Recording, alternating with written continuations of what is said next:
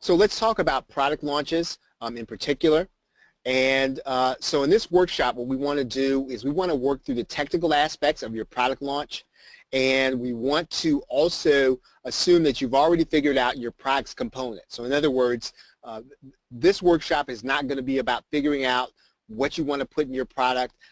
Just about everybody here, you're probably going to either put together something that's a video course. Maybe you might have an audio course, maybe you're going to have some PDFs, maybe you're going to have some images, but basically I'm going to assume that you want to deliver some kind of information product, right, that you've already figured out what that is, you've already figured out what your niche is, you already figured out what you want to sell, who you want to sell it to. What we want to do is help you to get it ready to sell. We're also going to assume that you already know what you'll be writing as your copy. Right, so we've taught that in some other workshops. If you want to, if you want to get insight on how to write your copy, the easy way, reach out to us. We'll give you access to one of our past trainings on writing copy. And again, writing copy does not have to be, I would say, complicated. There are some elements that you need to have. There's a formula that we personally follow that we have been following for, I think, about 6 years, and we're not necessarily, I wouldn't call us experts at writing copy, but if you follow the formula, right, when you can find that same formula, and those of you who have been on my calls before, you know that I suggest that you look at David Fry's 12-point bulletproof sales letter, right? So if you follow that formula, right, David Fry's 12-point bulletproof formula, and as a matter of fact, I am just going to do a search for it right here on screen. And just so that you can see it, you're just going to write in David Fry's 12-point, there it is, foolproof sales letter. And there are a number of links to it. You can actually get a PDF that's right here. And you're going to see, if you start with step 1 and you go through step 2, all the way through step 12, you will have a complete sales letter. And even if you are not necessarily all that good at writing copy, if you follow these things and you inject your product and what makes your product unique into this format, you will be able to get people to pay attention. Right? Does that make sense? Is everybody with me on that? So again, I'm not going to talk a lot about writing copy. I am going to suggest that if you want to get a start on writing copy, you can write a decent sales letter, or you can do a decent sales video if you just follow David Fry's 12-point bulletproof sales letter. All right, so okay, so what we're going to do is we're going to set up your product launch, your upsells, and your email marketing. So let's talk about the order of operations and the order that you need to do things.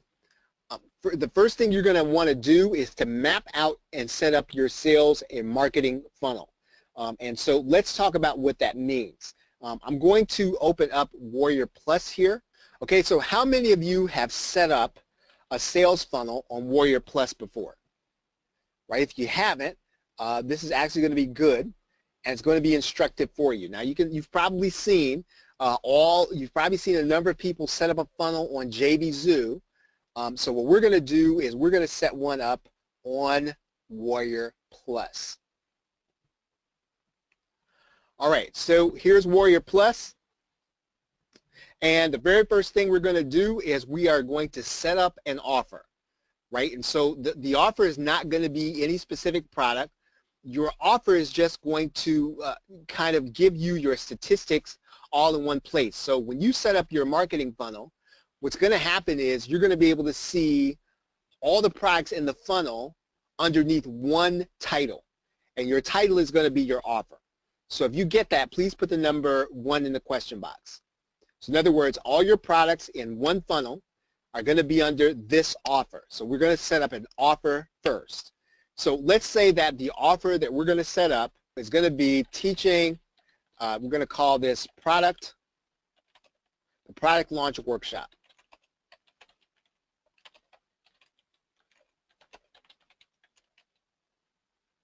Okay, then Warrior Plus asks you for a description.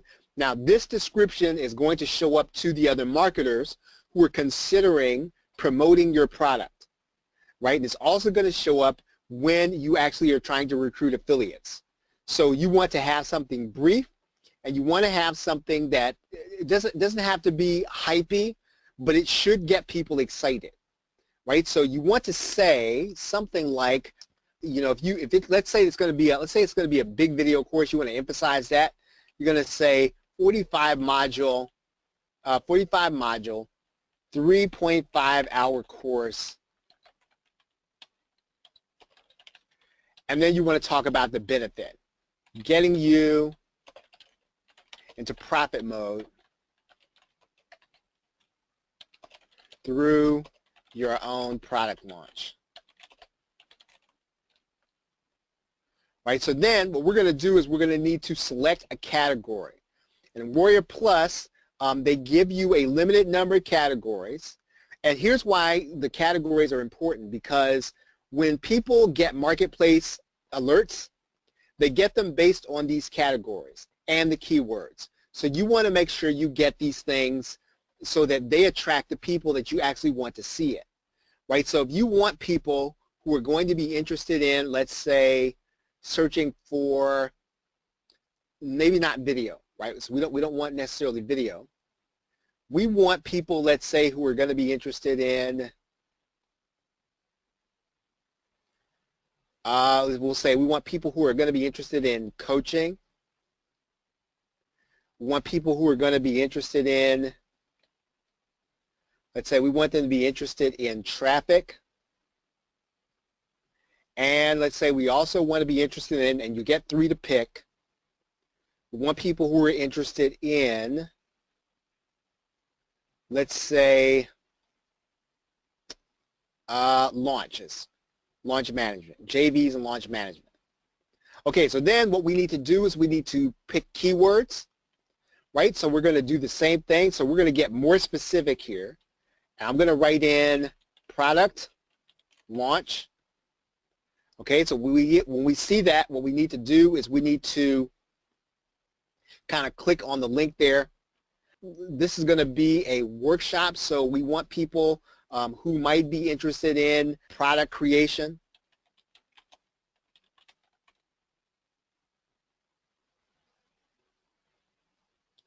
Okay, and then we want people who are going to be interested in, let's say we're going to do this about Warrior Plus, launching on Warrior Plus. Okay, so the next thing we're going to do is we're going to go and get an offer image. This can be the same image that you're going to be using for your sales page. That's typically what I do. This is going to show up for your affiliates. So you want to get an image typically that you have either had professionally made, that's something that you have outsourced, or something that you made up specifically for this offer. So I'm just going to go and get a product image that I have from another product. Okay, so let's just say I'm just going to grab the Camtasia image. Let's see if it shows up here. All right, so I'm just going to grab this image, and I'm going to grab the bundle.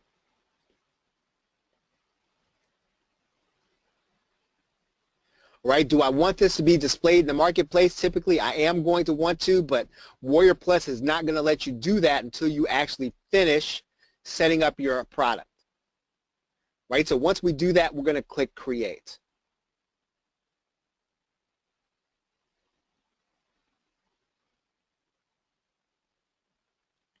Okay, so now we're on step 2. So is everybody clear on what we've done so far?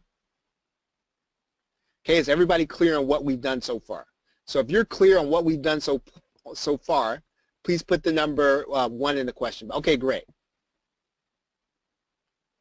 All right, so now what we're going to do is we're going to go ahead and start setting up our sales page, because Warrior Plus is going to ask us for a sales page. Now, you will not have set up your sales page at this point, so all we're going to do is put a placeholder in here, and we're going to put the actual address that our sales page is going to be.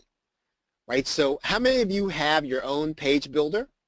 So hopefully you have your own page builder. I'm going to go into mine in the PLR show, right? Because if I'm going to create a sales page, I'm going to do it in my own domain. So I'm going to set up a new page, and I'm going to just kind of get a sales page here. And I'm going to pick a template that I would actually use. So let's say that I would probably do a video sales letter. And I'm going to call this product launch workshop.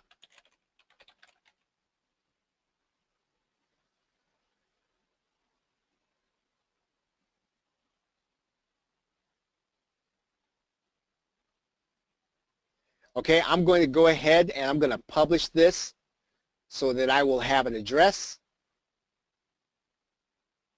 I'm going to grab this link. And then I'm going to put this inside of Warrior Plus. Okay, we are not doing a WSO, so we're not going to need this WSO post, right? We're not posting this on the Warrior forum. If you have a logo for your business, you're going to put that in this vendor image area, right? That's where you're going to put that. If you're going to have a pre-launch, so in other words, let's say that what you want to do is you want to have a webinar before your product launches. You want to let people come to the page, or you want to collect leads before they actually, before you actually open up the product for sale. Well, this is where you would do a pre-launch, right? So you would either do a Warrior Plus hosted pre-launch or simple redirect. I tend not to do these, right? But if you want to do one, this is where you would indicate the pre-launch. And what happens is that at the right time, right at the time of your launch, the page redirects to your sales page. Up until the launch, it goes to the landing page, or it goes to the webinar page. Okay, if you are going to have affiliates, and hopefully you will, you're going to put in the, you're going to turn this on. Is there an advantage to doing one, Chantel? Yes, there is. Let's say that you think it's typical, whether it's big ticket or even if it's a smaller ticket, that if you have a pre-launch webinar and you show people how they're going to benefit from it, then you can actually have, you're probably going to have more sales, right? You probably can have more sales. The benefit also of having a pre-launch is that, if you have affiliates, you can probably convert more of your affiliates' traffic through a webinar. The other thing is that, let's say you decide not to do a webinar.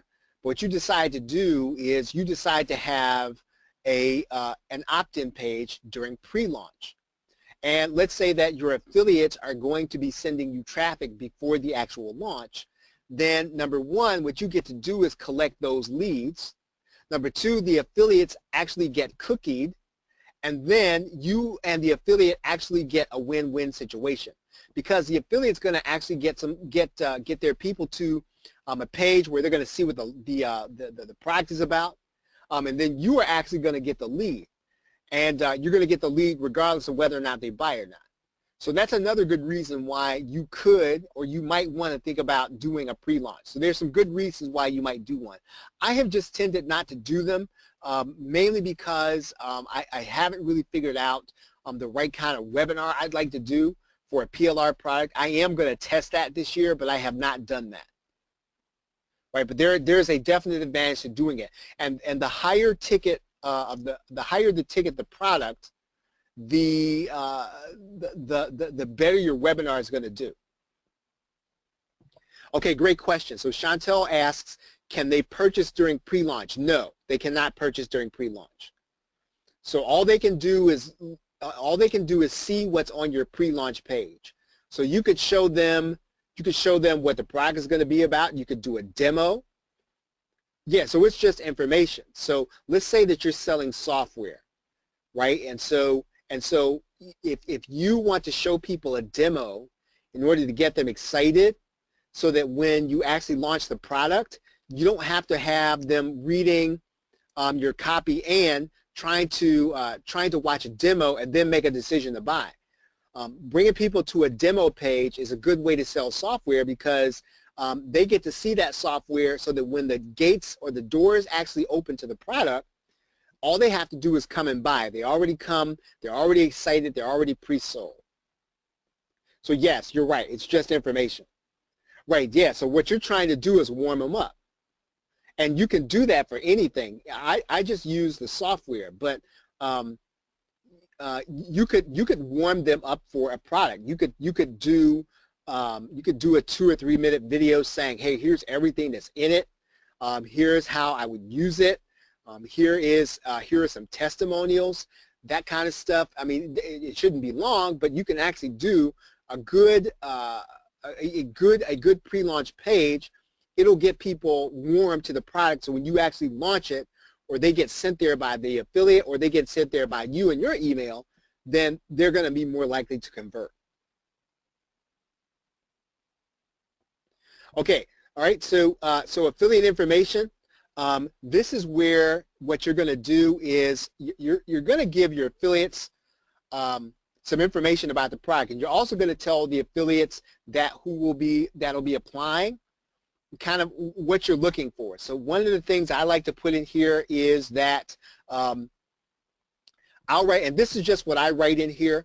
You're going to say something like, affiliates need to have more than 100 sales. I will also put in here something like, I prefer to work with experienced vendors that sell PLR. And then I'll say, if we don't know each other, please reach out to me on Facebook or Skype. And you know what? I know sometimes I might be missing out on some affiliates who could probably do a good promotion. But quite honestly, I do want to know the people who are going to be promoting my product because I don't want them misrepresenting it. I don't want them bringing people who don't understand PLR. And you might have certain affiliates that you want to promote. You might have certain affiliates you don't want to promote. And so I want them to, at minimum, reach out to me on Facebook if I don't know them because I want to see their profile. Right? That might be a little obsessive. It might be over the top. It's just what I like. I'll tell you one reason why you want to think about that is because, if you have an affiliate that you don't know and you have an affiliate that's either sending fraud traffic or even if they send traffic and they totally misrepresented your product. And so then the person actually gets the product, they get to the download page and they get it. Here's what they say. They say, you know what, I thought this was going to be something else. Right? And sometimes that's because the affiliate didn't know how to promote it, but they knew how to make sales. So number one, you have control over who applies here, and you want to write this message in here because you can end up. I'll show you why. I'll show you why you want to. I'll just be for real with you, right? You can have an affiliate request list that looks like this. Right, and I don't know any of these people, right, and none of these folks have reached out to me on Facebook the way I asked them to, and I mean, yeah, I mean, granted, I could approve them, maybe they could make sales, but if I don't know them, and they didn't take the time to reach out to me, I just don't really feel like I have to have them as affiliates, right? Does that make sense? So if you get that, please put the number 2 in the question box. Right. So again, I have nothing against anybody who's on this list. My feeling is just, at minimum, I really do want you to reach out to me, right? And talk to me if I don't know you. Okay. Let's go back here. Okay, now your JV page URL, right? And this is another thing that you sort of do want to have, right? You do want to have your own JV page. This year I did something a little different, and I created my own JV blog, right? And so all my JV blog is it is a website that is a JV. It's jvwithcharles.net, right? And this, I mean, the name is just kind of corny, right? But it is my JV page. And so what I do with this is I make sure that this is where people can find all the information about any upcoming launch I'm going to be doing, right? And so I put all of the JV information on this site. And each individual launch, I have a different JV page. So, for example, well, I won't go and show you all those pages, but every launch is going to have a different page. Now, one thing that I do with this JV blog is this, and most of you already know who use WordPress. You know this, but I'm going to show you this anyway.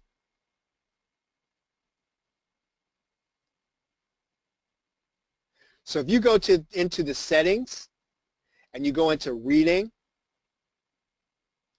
you can determine what your front page is going to be. So every time I start a new launch, I put that new JV page as my front page, right? So whenever my next launch is, it's going to be the front page of jvwithcharles.net.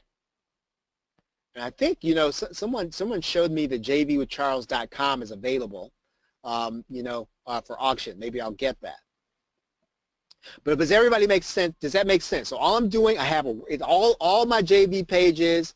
My JV blog is just a WordPress site, right? It's just a WordPress site. So and because I use OptimizePress, those of you who use InstaBuilder, you're just going to put your JV, your page builder on there, and just build a simple little JV page. Right? Yeah. Because what you're doing, Dana, is some people are not going to remember what your individual page is going to be, and they will remember your URL eventually. They may not at the beginning. They'll still come and ask you, but at the very least, you're going to make it easier for affiliates to find you. Okay, so what I'm going to do is I'm just going to take my JV page.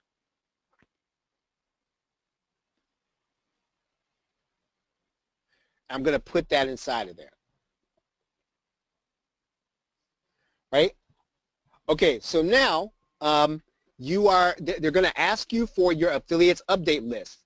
You do want to do this, right? You definitely do want to do this. Everybody who's going to be promoting your product, you want to be able to keep in touch with them. And so the way you do that inside of Warrior Plus is they're going to ask you to connect a certain autoresponder. Now, I keep track of all that through GetResponse. Right? So I've got certain lists. And so with this is my list for JVs. Right? So anybody that becomes part of this list, they can actually do that through anybody that requests this this offer, they automatically get added to my JV list. Does that make sense? Okay, so everybody who requests to promote this offer, they get added to my JV list, and I want them. Now again, I'm not gonna mess with these folks. I'm not gonna email them. And that's really the only reason why I keep this in, let's say, GetResponse, because I don't want to accidentally email them through Aweber, right? So that is why I do that. So again, I'm going to go ahead. I'm going to save this. And the way you're going to do this is inside of your, let's go inside of Warrior Plus for a second.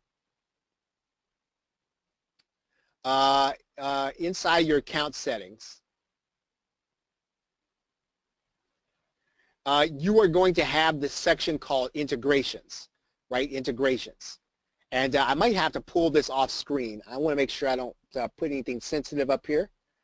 So let's see if I can just do this. Okay. So in order to connect your autoresponder so that it works automatically, you're going to have to go to your new service. Does everybody see all the autoresponders there? So you can add any of those autoresponders to Warrior Plus so that they work automatically.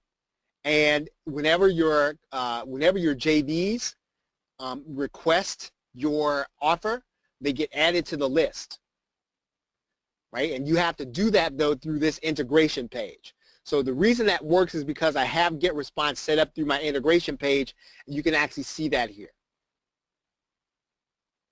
All right, let's close this out. Okay, so no pre-launch. The affiliate program accelerator, I have not done that. I have not done that. I don't know anybody who has. I'll tell you what this does. No, let's see. That's not what we want. Okay, so this says Warrior Plus will promote your affiliate program via email, ads, etc. Okay, so they make 15% on the sales that are made by these referrals, right? So in other words, what they do is they go look for JVs for you, right? Excuse me. And if you decide and you approve those JVs, then Warrior Plus is going to take 15% of every sale, right? Does that make sense? Okay, so this is something that maybe if you don't have a lot of affiliates to get started and you actually put one up there and then you approve, yeah, they're a little bit like an agent, right? So one of the reasons why I like Warrior Plus is that there are a few more tools available to you if you are kind of just getting started, right? JVZoo is a great network. It has great tools. The only disadvantage to JVZoo is that you have to have an existing network before you get there. In other words, you have to already have affiliates. With Warrior Plus, there is a possibility that a JV could find you, right? Even if they don't know you, they could actually find you here on Warrior Plus. Right, okay, so what we're going to do is we're going to go ahead and we're going to click Create.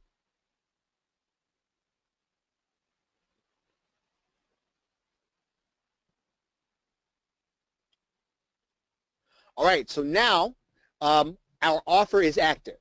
So now we have an active offer. So what we need to do now is we need to create a product, right? And so what we're going to do is we're going to click Add a Product. And we're going to click Add New Product. Okay, so details. You can add in a product that's going to be buy now. You can add in a subscription product. I think that to add a free product, I think you have to have a certain kind of account. I'm not sure about that. Dana, correct me if I'm wrong. I don't know if everybody can add a free product. But I think that you can. Someone will have to test this part of it because I'm not really sure if you're brand new.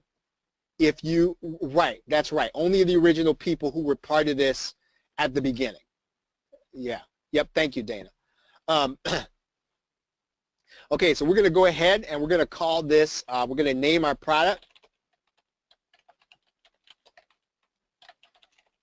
Product Launch Workshop Live. Now, like I said, I'm not going to be selling this, but I'm just going to do this as an example. So this title is going to show up to you and to your customer. It's also going to show up on their receipt. Right? Okay, now, important thing here. How are you going to deliver your product? Now, you don't have to make a decision about that right now, but you are going to have to make that decision.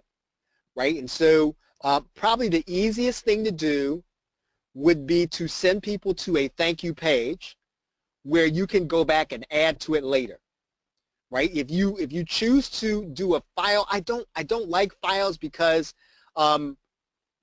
you still got to deliver a PDF or something like that, and it can only be 100 megabytes.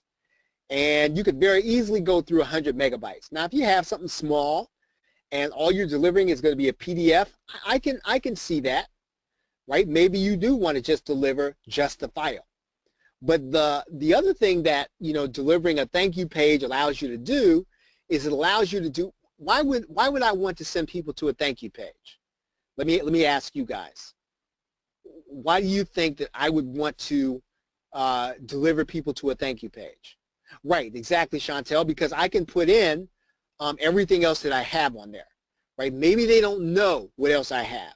Maybe they don't know all of my other products. And so it's my opportunity to actually put in all of my other products. I'll tell you another reason why, and it is not something that I have done yet. I hope to be able to do it of my upcoming launch. I don't know if I'm going to have time to. I've been reading a book called The Experience, and it's about Walt Disney. And it's about all the things that Disney does in order to make their customer service. They've apparently kind of their customer service is so far above everybody else's that it's widely known. So it's a fact that their customer service is far above everybody else's. And so one of the things that they do is they try to make sure that there is something personal at every stage.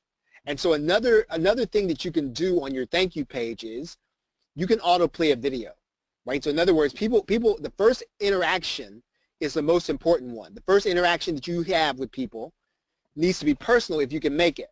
And so you can do that on the thank you page. If they click to the thank you page, and you autoplay a video that just says, hey, you know what, I just want to welcome you and thank you for buying the Product Launch Workshop Live. My name is, you know, Chantel Sweeney. My name is Dana Castle, and I just want to let you know, hey, we've got good stuff for you on the inside. If you have any questions, reach out to me. And so that's another good reason why you want to have a thank you page. Okay, so that makes sense, everybody. So again, if I said that to you at this point, I would be saying do as I say and not as I do. I haven't done it yet. I've done it sometimes in the past. I'd like to be able to do more of that. Okay, so deliver URL. So let's go ahead and let's do a thank you page.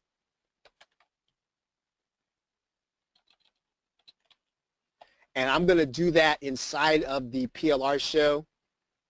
I'm going to create a page. And I'm just going to use one of these templates. And then I'm going to say, thanks for buying Product Launch Workshop Live. Okay, now there's one important aspect of this part of it that I do want to tell you about. I need to kind of look this up for a second here.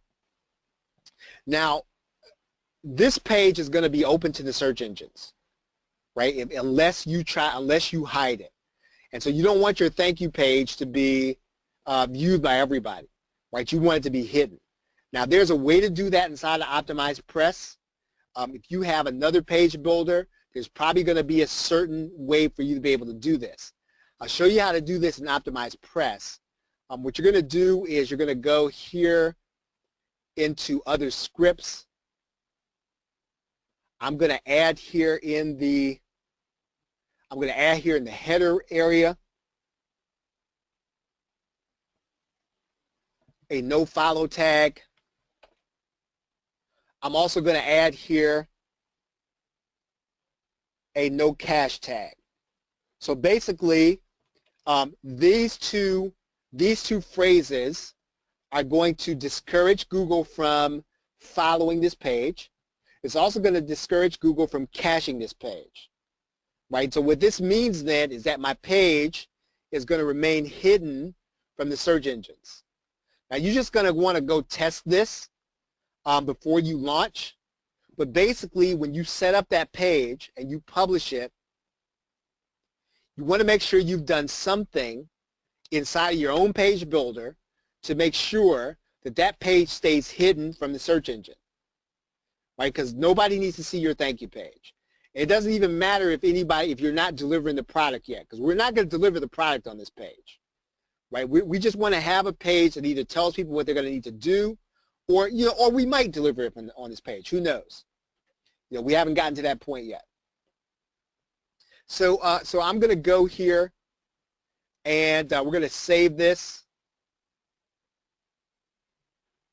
I am going to take out the header. I mean, we don't have to do that, but we'll take that out.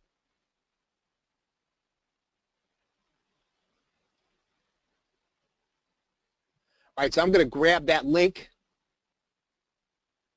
I will come back and edit that page because right now we want to keep working on our sales funnel. Okay, I'm going to put that delivery URL in that box. Okay, I'm going to decide on what my refund period is. Okay, if it's going to be 30 days. In general, if you are selling PLR, the standard is, right? The standard is that if you're going to sell an information product, you should probably do 30 days. If you're going to do PLR, you may want to either consider a refund where you either give people another product or something, right? I'm just telling you what the industry standard is. All right, now, content type. We already did this, right? But we're going to say this is going to be video, it's going to be audio, and it's going to be media files. Now, this you're not limited. You can put everything in here that applies. So if you have a membership, you can put all that in there. All right, now, keywords, category. All right, category. I'm going to use those same categories we used before. I can't remember what they were. Coaching, JV launch management, and I can't remember what the third one was. What was the third one?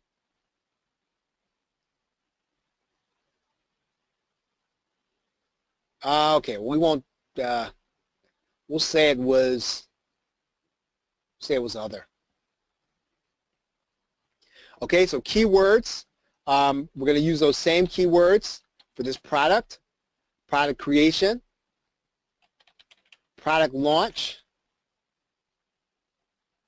And let's see. Oh, that's actually spelled wrong. You have to be careful with these things too. Product launch, because just about every misspelling that somebody had in here, it's actually in here. So you want to make sure you get the right one. All right.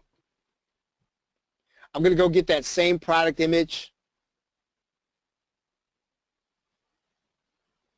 Now let's say that I'm going to be doing a limited edition, right? And so only, let's say only 50 people can buy this. I would limit that. And what happens then is that Warrior Plus cuts off the sales at a certain point, right? So I could do that if I wanted to. Typically I'm not, but I could.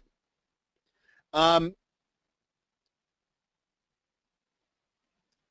do want to actually show you this about the keywords, right? Let's take a look at that here. See if I can find this.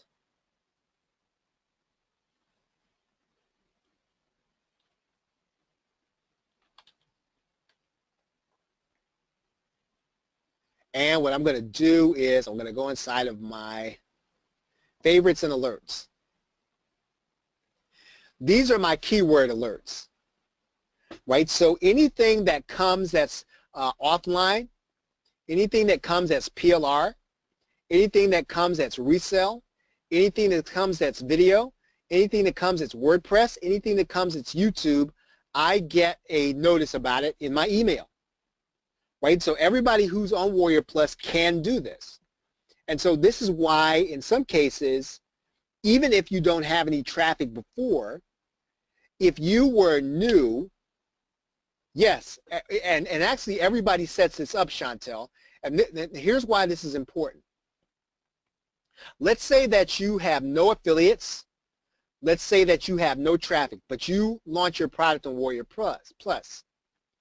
If your product has resell, right, or it has video as one of the keywords, I'm going to get it. I'm going to get it in my email.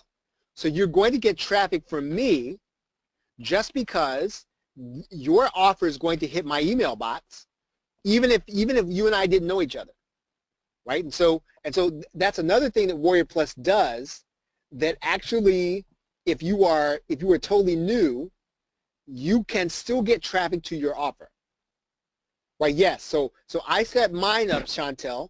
Everybody sets theirs up to get all of the products that are related to this one. So in fact, I actually stopped getting mobile, right? So I could probably delete this. I can delete the one for mobile, right? And I can add a new alert, right? Maybe I want to get everything that is private label rights, right? So now I'm going to get everything that somebody else puts in there that's called private label rights. And so that's why your keywords are so important, right? So you want to try to start thinking about, well, what would somebody type if they want to get all the information on a certain topic and they want to get offers on that, right? And you can see that offline, the last alert that came out was 7.3, right? The last alert for resell was 7.3. So actually, if I probably got something in my email box that had the word resell in it. The last time somebody launched a product on WordPress, 10:15 a.m. So if you have something on WordPress, right, I would have gotten your product launch notification. Okay. Okay, support email. You want, here's where I would suggest that there are two ways to go with support, right? The two ways to go with support. You can actually build a support desk through your cPanel, right? You can do something called OS Ticket. I would suggest that you use something like either Freshdesk or Zendesk. I mean, there are plenty of them out there. We use Zendesk, and the reason that we use Zendesk is because it makes it easier for me to track anything that anyone is doing. It makes it easier for me to it actually makes it easier for me to have Sydney do most, if not all, the support, and then if I have to come in, if she has to assign something to me, she can do that, right? If she has to say, well, can you answer this one, right? I can do that in Zendesk. It's hard to do if you have one that is in your cPanel. The other thing is that email deliverability is tricky when you're using things on your server, unless you've got to really know how to set up something called SMTP. And I'm not going to do that during this this workshop. But if you know how to do SMTP, which is a way for you to be able to make sure your emails get delivered, then I think that using your server is fine. But otherwise, then I do recommend something like Zendesk or Freshdesk. And I think it's about $10 a month. Okay, any questions?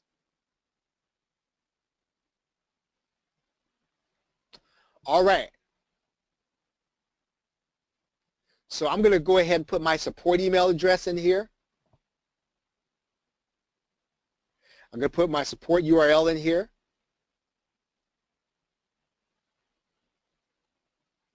Okay, you're going to select your PayPal account here or Stripe, right? So either way, you can use whichever one you want to use in order to get paid on Warrior Plus, right? If you rather use Stripe, you can use Stripe. If you rather use PayPal, you can use PayPal. Again, I don't think there's any particular advantage to either one.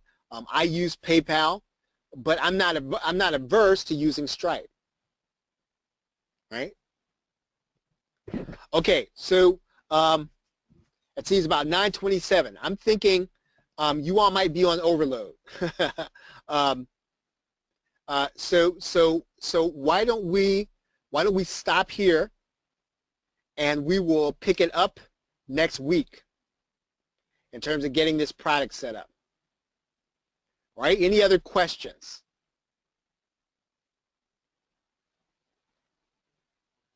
Okay, is everybody confident that you could follow what I've done so far? Okay, good, good. So you can follow pretty much what I've done so far. And again, launching on Warrior Plus, if you haven't gotten started at all inside of this niche. Now again, Warrior Plus is definitely the make money online niche, right? It's definitely that.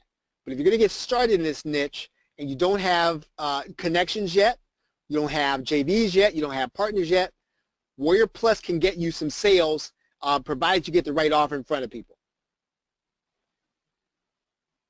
Okay, everybody, well, this is week one of our workshop. What we're going to do is we're going to get you set up to launch your product. We're going to get you launching on Warrior Plus. And so by the time the 4 weeks is over, you are going to have your product set up and ready to go. And so what you can be doing, right, during these 4 weeks is you can be putting your product together, right? You can be getting your copy together. And so once the 4 weeks are over, then all you've got to do is follow this course to get it set up and ready to sell. Okay, everybody, well, thank you very much this evening. I appreciate you all being here. Have a great night and a pleasant tomorrow. Take care. Okay, so this is Product Launch Workshop Session 2.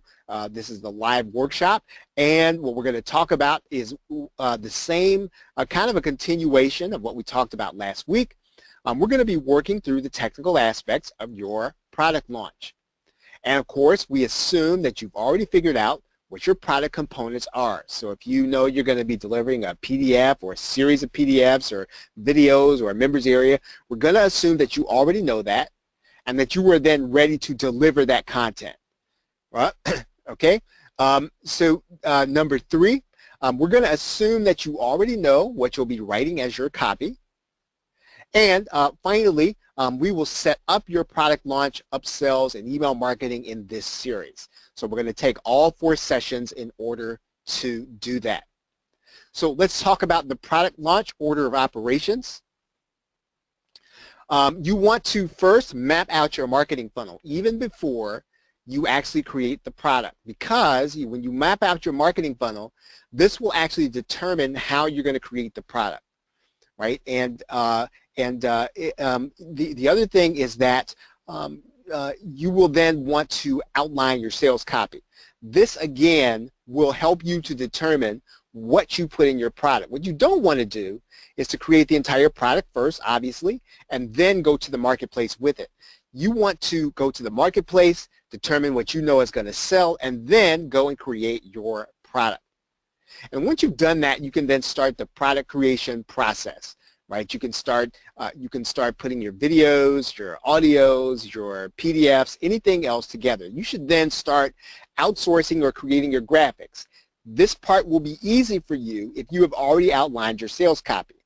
What happens to people often, and I've seen this, and it's actually happened to me too, is you finish the entire product, you then have to start writing sales copy and outsourcing graphics.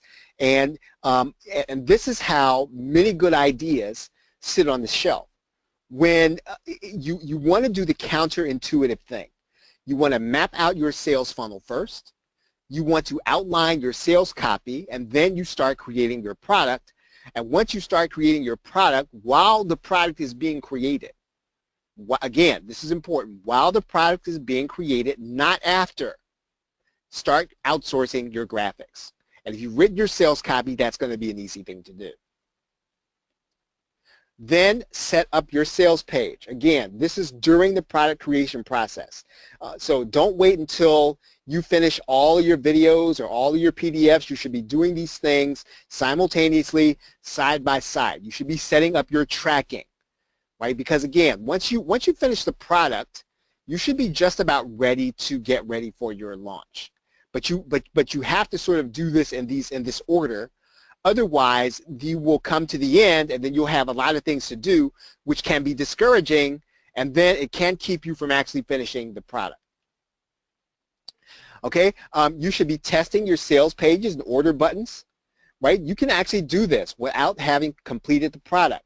Again, this is something that if you leave till the end to do, I promise you will run out of time, right? So don't do that. Start working on testing your sales pages and your order button while you're in the product creation process.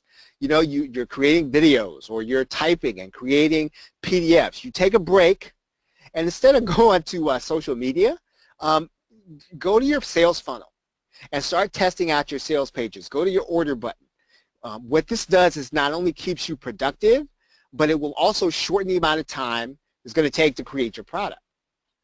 Set up your product delivery. Now, obviously, you need to be finished with your product at that point, but you should be uploading your completed videos, you're uploading your completed PDFs, and you should be getting ready to start figuring out, well, how am I going to deliver this? Am I going to deliver this through a membership? Is it going to be a download page? Whatever it is, you just want to get it set up. And then after that, after you set up your delivery process, you should set up your post-launch email system and strategy. If you are doing this right, and again, nobody can do a product launch perfectly, but if you're doing this right, you should be finishing up your videos and all these other things about at the same time. Right? Does that make sense? Does everybody get that? Does that make sense? These are parallel processes. They are not at the end processes. So while you are creating your product, these are the things that you should be doing. And in fact, you already have, and I think it's in this webinar, there's a checklist, right? You should be walking through that checklist as you create your videos, as you create your PDFs, as you create whatever it is you're going to be delivering, as you create your software, okay? So let's see. What we're going to do is we're now going to go back to Warrior Plus. We're going to pick it up where we left off. And let's go back to Warrior Plus. And we're going to go inside of our product. And let's see, let's find the product we were working on here. Okay, so we are now working through this product creation process. We've already talked about the product image and limiting sales. I've already talked about support and sort of what you want to do with that. Again, remember I recommended that you use something like Freshdesk or Zendesk. I think Zendesk is $10 a month for one user, $20 for two. And having a record of things really is going to be helpful. I'm going to try to show you this here. So I need to try to show you this without revealing anyone's information here. Let's see if I can find a ticket. I'm going to see if I can find a ticket that maybe I sent in. Okay, so here is Zendesk. And when someone actually sends in a ticket, what you can do is you have the ability then to answer that ticket or reopen it. Again, what this does is it helps you to keep a paper trail. It actually helps you to keep track of things, and it will keep you from, during a launch especially, losing track of somebody's request. And it's really important during a launch that everything that happens, everything that somebody sends in to you, that you were able to keep track of. And when you're not launching a product, it's important to have this kind of support. It's probably a little overkill, but when you have a launch, right, I promise you there will be something that will go sideways. And you want to be able to not only answer everyone, but you want to make sure that you're not missing anything. And if you have someone sending you emails that go to your email box, sometimes that email will go to spam. Sometimes you will send one back, it will go to spam. Sometimes you will not get the email until late because of someone running a cron job. There are all kinds of things that can get in your way of answering support during a launch. And so I would suggest that even if you only get it month to month, you want to have something reliable like Zendesk or Freshdesk where the emails are going to be sent and you can receive them and you can have a paper trail. Because, for example, if I wanted to go and search for this person, right, Thomas Duncan,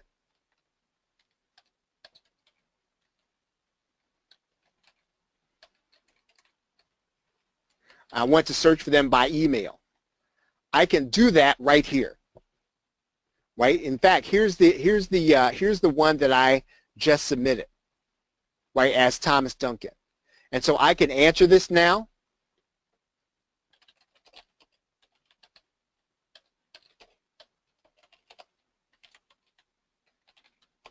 If I wanted to assign this to Sydney, I could do it.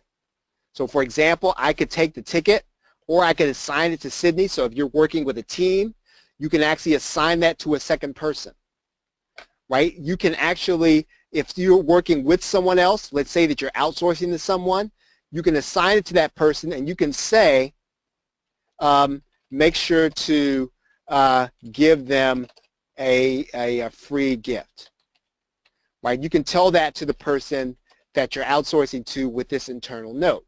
Now again, Zendesk isn't any better than any of the other help desks, but it is better than having your own on your server because of the email deliverability issue and the fact that this keeps a paper trail. Now there is also, you can also get something like, I think it is called, what's it called? It's OS Ticket is what it's called. The other one is called OS Ticket. And OS Ticket is free. You can have it customized, but I think, again, Zendesk is $10 a month. It'll be money well spent if you were having a launch. Right? Any questions about that? Any questions? Does everybody understand kind of what I was saying about that? Does that make sense? Okay, so let's move on to the next step. Okay, now pricing details. On Warrior Plus, when you put in the regular price, this is what you want to put in as the value, right? So whatever the product is actually worth. And so if you've determined the product is actually worth or it's eventually going to sell for something, that's what you want to put here as the regular price. If the regular price after the launch is going to be $47, excuse me, you want to write that in because what's going to show on the sales button is that the regular price is going to be $47. So the customer, when they come there, they're going to know that, hey, the price could actually go up to this or it's likely to go up to this.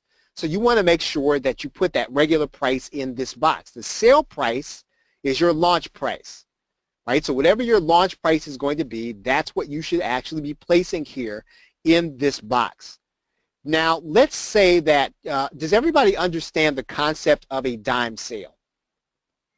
Okay, so if you understand the concept of a dime sale, please put the number 1 in the question box. If you don't, and you'd like for me to explain it, please put the number 2 in the question box. Okay, so most of you understand the concept of a dime sale. Basically, a dime sale is when you determine how much each sale is going to cause the price to rise by. So in other words, we could actually say that the regular price is going to be $47. The sale price is going to start at $17, and it's going to increase by, let's say, a penny with every one sale, right? And we can say, well, we don't want it to go any higher than $17.95, right? So in other words, during the launch, we only want the price to go to $17.95, but we want to do something to encourage people in a way, not in a scarcity way, but in a way that's in their best interest. So it's in your best interest if you don't want to pay the rising price to get it now, right? So that's why you do a dime sale. All right, now the next thing you have here is your email integration. So what's going to happen is that when you set up an email integration, every time you get a buyer, that buyer is going to be added to a list, right? You can connect a number of autoresponders here. So for example, let's say that I wanted to add in Aweber, ActiveCampaign, Constant Contact, Drip, GetResponse, GoToWebinar, Infusionsoft, and any of these autoresponders. So I can add any of those. Right? So when I get to this point, I can say, I've already set up my GetResponse, and when I go to that menu, Warrior Plus will let me pick my list that I want to use. If I want to create a new list, I can create a new list, right, just for Warrior Plus. Right, so I can create a list that is, I can say this list is new product list and save it. Okay, it takes a minute to save or so.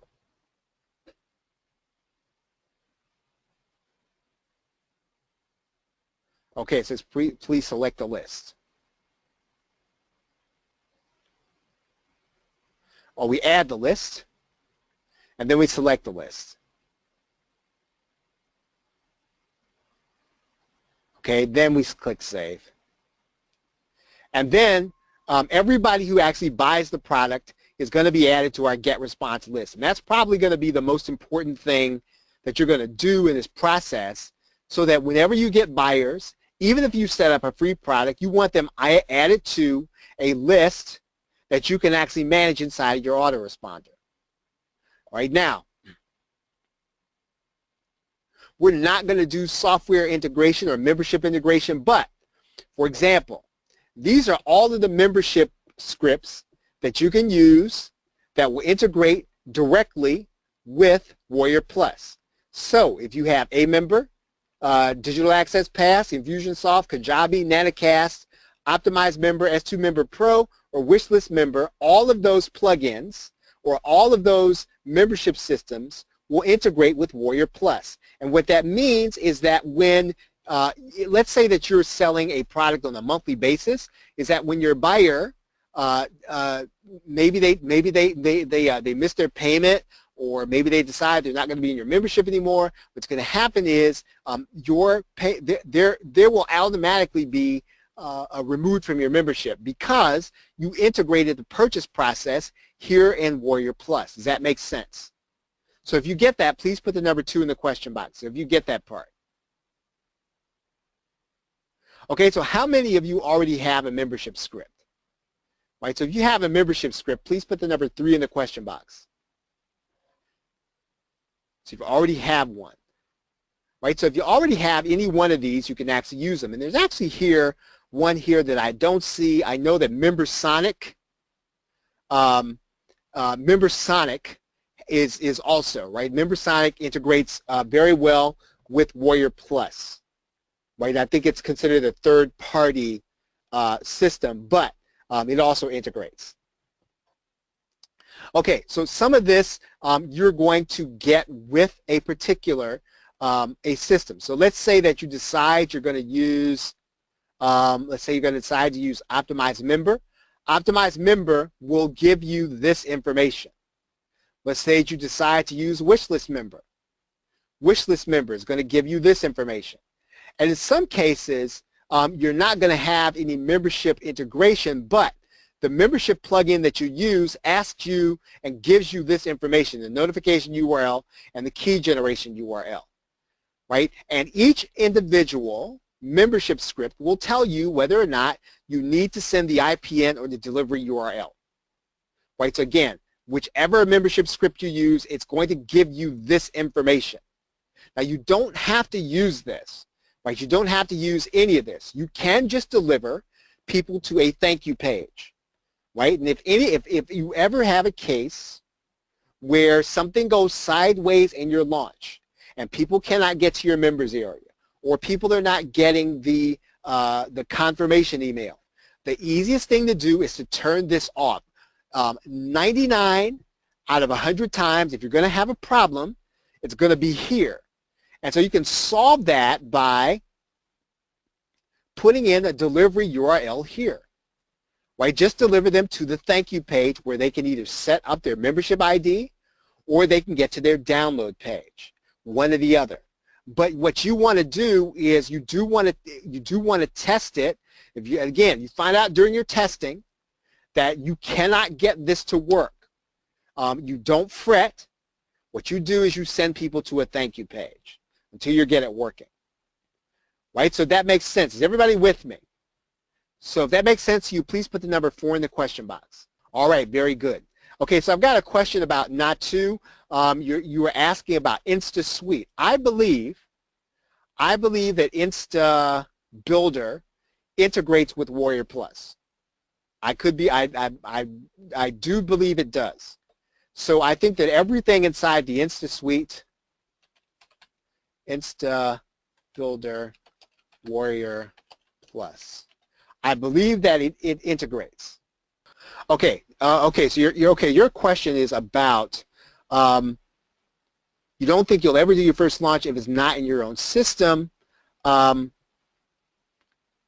so you're saying that you would rather not use an affiliate platform. Okay, so InstaSuite has its own affiliate program. Okay, so here's what I would say about the difference between using Warrior Plus and your own affiliate program. The reason that people will readily promote using Warrior Plus or JVZoo is because they get the opportunity to be paid immediately when they make a sale. And affiliates are reluctant to promote if they're even going to get paid a day later. So even if you were to send out their commissions the next day, you'll get fewer affiliates if you choose to use your own platform right now. So there's one issue with affiliate recruitment. However, you can work around that, right? But typically, you would do that by kind of establishing a trust on one of the networks. So in other words, it's been my experience that you can actually ask someone to use your system, to use your affiliate program, your personal affiliate program, if you've already established a track record of having a product and for them getting paid by promoting for you, right? It's just a harder way to get people involved with your affiliate program if it's not on one of the known networks. So you want to be certain that you don't want to use the affiliate network first to get affiliates. Now, and so once you establish kind of a dialogue, an ongoing relationship with an affiliate, they've made money from your products, you can then go to them, I believe, and then say, hey, we're moving our affiliate program over to, let's say, this other platform or something like that. We're going to move it to your own personal platform. I think they would be a little more open to that if they've already promoted for you on one of the known networks, right? So that's how I would answer that. Natu. I think it's a good step. It may not be the first step to go. All right. Okay, but great question. Okay, so right here is where you're going to set the affiliate program for your customer, right? So typically, depending on what you're going to be giving on the front end, you're going to write that in there. We talked about this a little bit, but when you write in some information here, you're going to tell your customer sort of a little bit about the product, what you're looking for, and whether or not you'd have them to promote. Okay. Typically, you are going to want to be eligible for deal of the day, so you're going to leave that open, and then you're going to click save, right, and get your product. So now, let's go to the offer section. I'm going to pull this over, and what we're going to do now that we have a product is we're going to attach that product to our offer, right? And we can do that by going to this page, clicking adding a product, and we're going to grab one of the products that we just set up. And in this particular case, we did this product. We're going to choose how much we want to pay the affiliates, and we're going to click Save. So now inside of Warrior Plus, this product is our front-end product, right? This product is our front-end product. We would go through the same process in order to create an upsell. So in other words, what we're going to do is we're going to create a new page. We're going to put in advanced, or whatever we would call it, product launch. We're going to have our sales page set up. And I'm not going to go through that entire process right now because I want to just show you how to set up the upsell. Okay, so once you have these two products set up, you're going to get your second product set up.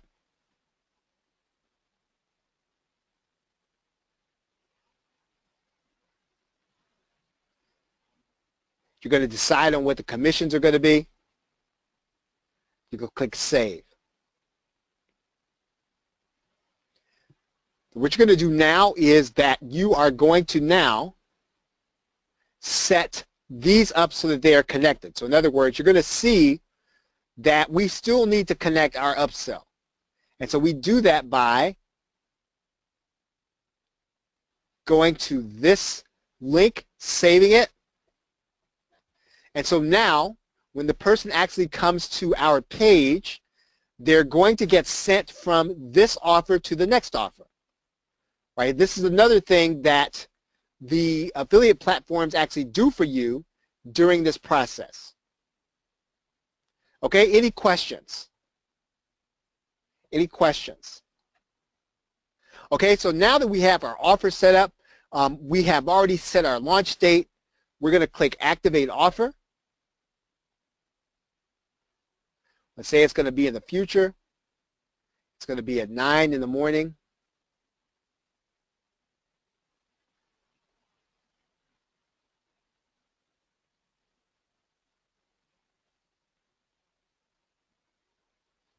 Okay, and so now our launch is set inside of Warrior Plus.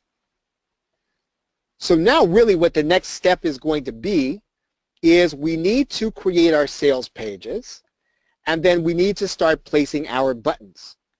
And then in the final session, what we need to do is we need to actually set up our product delivery. So in the next session, what we're going to do is we're going to set up our sales pages, and then in session 4, we're going to set up the delivery and prepare for our launch. Okay, are there any questions? Okay, everyone, well, we're about at 40 minutes, I think, and we're going to stop right here. This is a good place to break. Next week, we will start with sales pages, and then, as I said, the final week, we will deal with product delivery so that you will be ready to deliver your product. If you have any questions on anything, any part of this process, please let us know, and we will be glad to answer your question. Okay, so everybody, thank you very much for being here, and we appreciate you. Have a great day and a pleasant tomorrow. Take care. Hello, this is Product Launch Workshop, live session number 3. And what we're going to be talking about in this product workshop, launch workshop, we're going to be working through the technical aspects of your product launch. We're going to assume that you've already figured out your product components or the content. We're going to assume that you already know what you'll be writing as your copy. And we can make some suggestions to you about format. We're going to do that tonight. But you should already know what your product is about and how you are going to write your copy. We're going to set up the product launch, the upsells, and the email marketing. Okay, so the order of operations. This is the order in which you should do things for your product launch. First, you should map out and set up your product funnel. So in other words, what's going to be your upsell, what's going to be your second upsell if you're going to have one. and we kind of talked through the format of that. You want to do this before you create the product, and because it will affect how you create the product. It will affect what you put in your offer in terms of a bonus. So before you set out, right, before you actually do the recording or you do the PDFs or any of that, map out your product funnel. And I realize that that is counterintuitive to maybe the way that you might do it. I know that a number of people are even talking about this, but it is the way that you will create something that you know people are going to buy, because you're going to start with that. Right, you're going to determine what people are going to buy, and then you're going to go back and actually create the product as opposed to the other way around. Then once you've done your marketing funnel, outline your sales copy, right? Outline your sales copy. And I have said this on past calls. If you have any problem with that, you can use David Fry's 12-step bulletproof sales letter. That's a classic.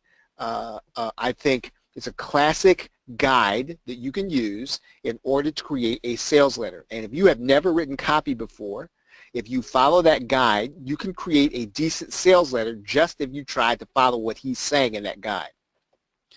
Once you have completed your sales copy, you should be starting the product creation process. So this is when you will start creating the videos or the PDF, or you will start creating the software. But none of that comes until after the funnel and the sales copy. I cannot stress that enough to you, because you will get to the end of the process and you will wonder, now, how am I going to make this fit the market? When you want to be doing that during your product creation process. Once you start the product creation process at the very beginning, that is when you should be outsourcing or creating your graphics. If you're going to outsource, you should be contacting a designer at that point. Do not wait until you have completed your product. Do not wait until you have completed things to start sending out your graphics or to start outsourcing your graphics. Go to the Warrior Forum and look in Warriors for Hire. Start talking to someone about your graphics. Find someone who's at the right price and who can do the job the way you want it to be done. It's really vital, everyone, that you do follow this order. The number one thing that discourages people when they go through the product creation process, they get to the end and then they're just getting the work started, right? You might feel like, well, man, I created 30 videos and 15 PDFs, and now I'm ready to launch. But you're not even close to being launching. You're not even close to being done. When if you start a lot of this stuff before you get into that process, you will be motivated to complete the process to finish the launch. Does that make clear, everyone? Does that make sense to you? So if you get that, please put the number 1 in the question box if that makes sense to you. Okay, now once you have outsourced the graphics and you are in the product creation process, you should be setting up your sales pages. This should be happening at the same time. And we have gone through how you're going to set them up on Warrior Plus. We're going to get into some specifics tonight about your sales pages. You should be setting up your tracking. So if you have Google Analytics, if you have a click tracker, if you have some kind of plugin that tracks traffic to your website, set this up now when you're setting up your sales pages and you want to test your tracking, right? You want to test your tracking until you can verify that it's working correctly. And you can do that typically by going to the site or having people visit the site so that you'll know your tracking is actually working. The tracking is important because that's how you're going to be able to tell how you're doing, right? That's how you're going to be able to tell whether or not you should adjust something. So you have to set up the tracking kind of while you're in this process. Test the sales pages. Now at this point, you should be nearing the completion of your product creation process. You should be testing the sales pages and the order button. We're going to do some of that next week.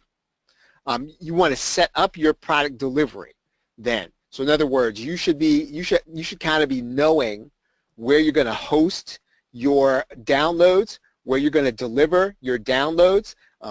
You want to be careful even about using Amazon Amazon S3.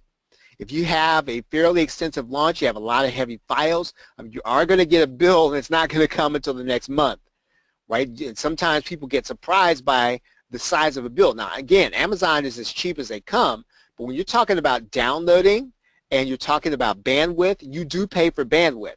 And you can very easily get a $100 bill you were not expecting at the beginning of the month because you had your launch the month before, and you had all the files to download from Amazon S3. Again, in some cases, it's going to make the most sense. I had a scenario where that made sense last month. I had too many large files on my Microsoft server, and so when people came to that server and they started downloading stuff, Microsoft throttled the people who were trying to get to it in the middle of the launch, right? So I had to then go to Amazon S3. There was no choice I had. I switched everything to Amazon S3, and lo and behold, the next month I got a $200 bill, right, or $120 bill. And again, it wasn't the end of the world, but you don't want any surprises like that, especially when you have a launch.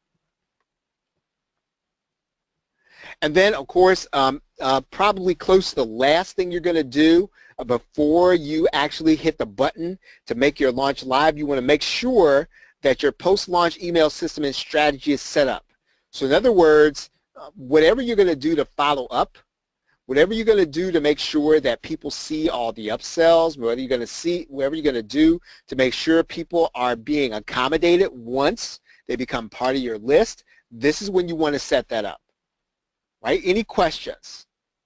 Are there any questions about the order of operations? And I like going over this every week because it's pretty important that you do things in this order. It will affect how fast, actually, that you finish your product. You believe that? Okay. So we're going to talk about tonight is setting up your sales pages. We have a lot to talk about. And now I don't really particularly care what page builder you use. I use OptimizePress. You may use InstaBuilder. It really doesn't matter with the things I'm going to be talking about. You have to know how to do these things in your page builder, right? So, I mean, I could show you how to do them in my page builder. It wouldn't help you any, but you really don't need all of that in order to do what I'm going to be telling you tonight. So let's talk about setting up your sales pages. Now, the first sales page you're going to set up is going to be your affiliate page. You might ask, now, why am I doing that? Well, you need to have a page that sells the affiliate on promoting your product. So that's really the first sales page you're going to create. I'll show you one that I have created. Again, it's not the most beautiful thing in the world. It's functional, though, right? I'll show you the one, and basically, I'll show you the elements that I think you need to have. Right, I'm going to stop this right here. Okay. Notice that I have a banner. Right. I have a banner at the top. Right. That's consistent with the product. I have a headline.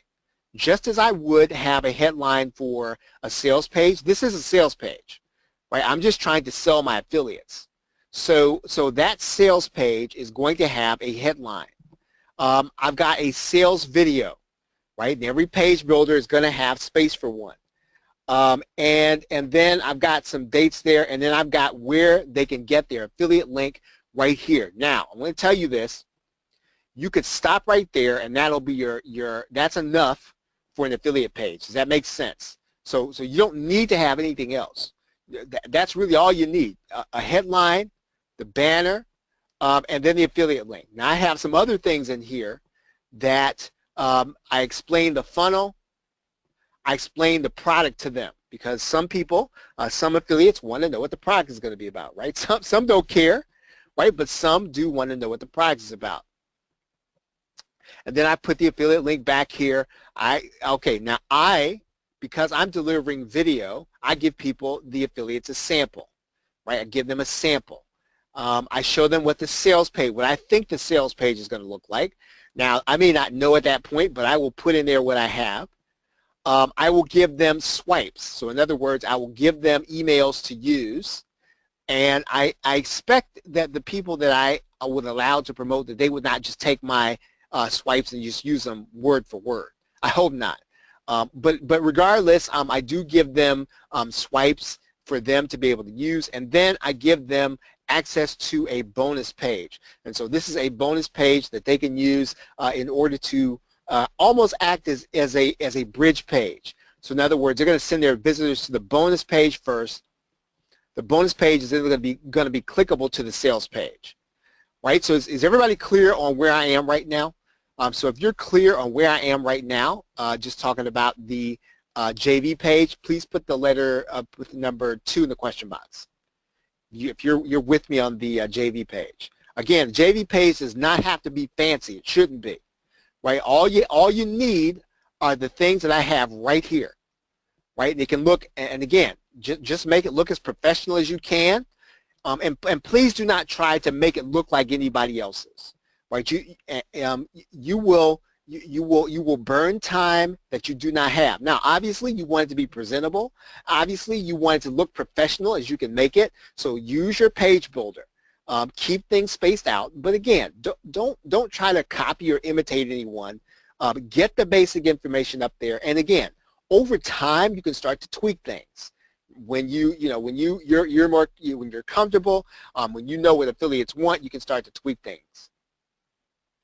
Okay, so that is your affiliate page. Now, the affiliate page actually has a couple of components. Right now, you notice here I have in my menu, I have a swipe email page. Right now, this feature is something that you can do in OptimizePress. And I'm pretty sure you can do it in other stuff too. But if you don't have this, don't worry about that. You can probably do it in other page builders in a different way. But you do want to make the swipes accessible to your JV partners. Okay, and then what I have here is I have the option for them to create their own bonus page, right?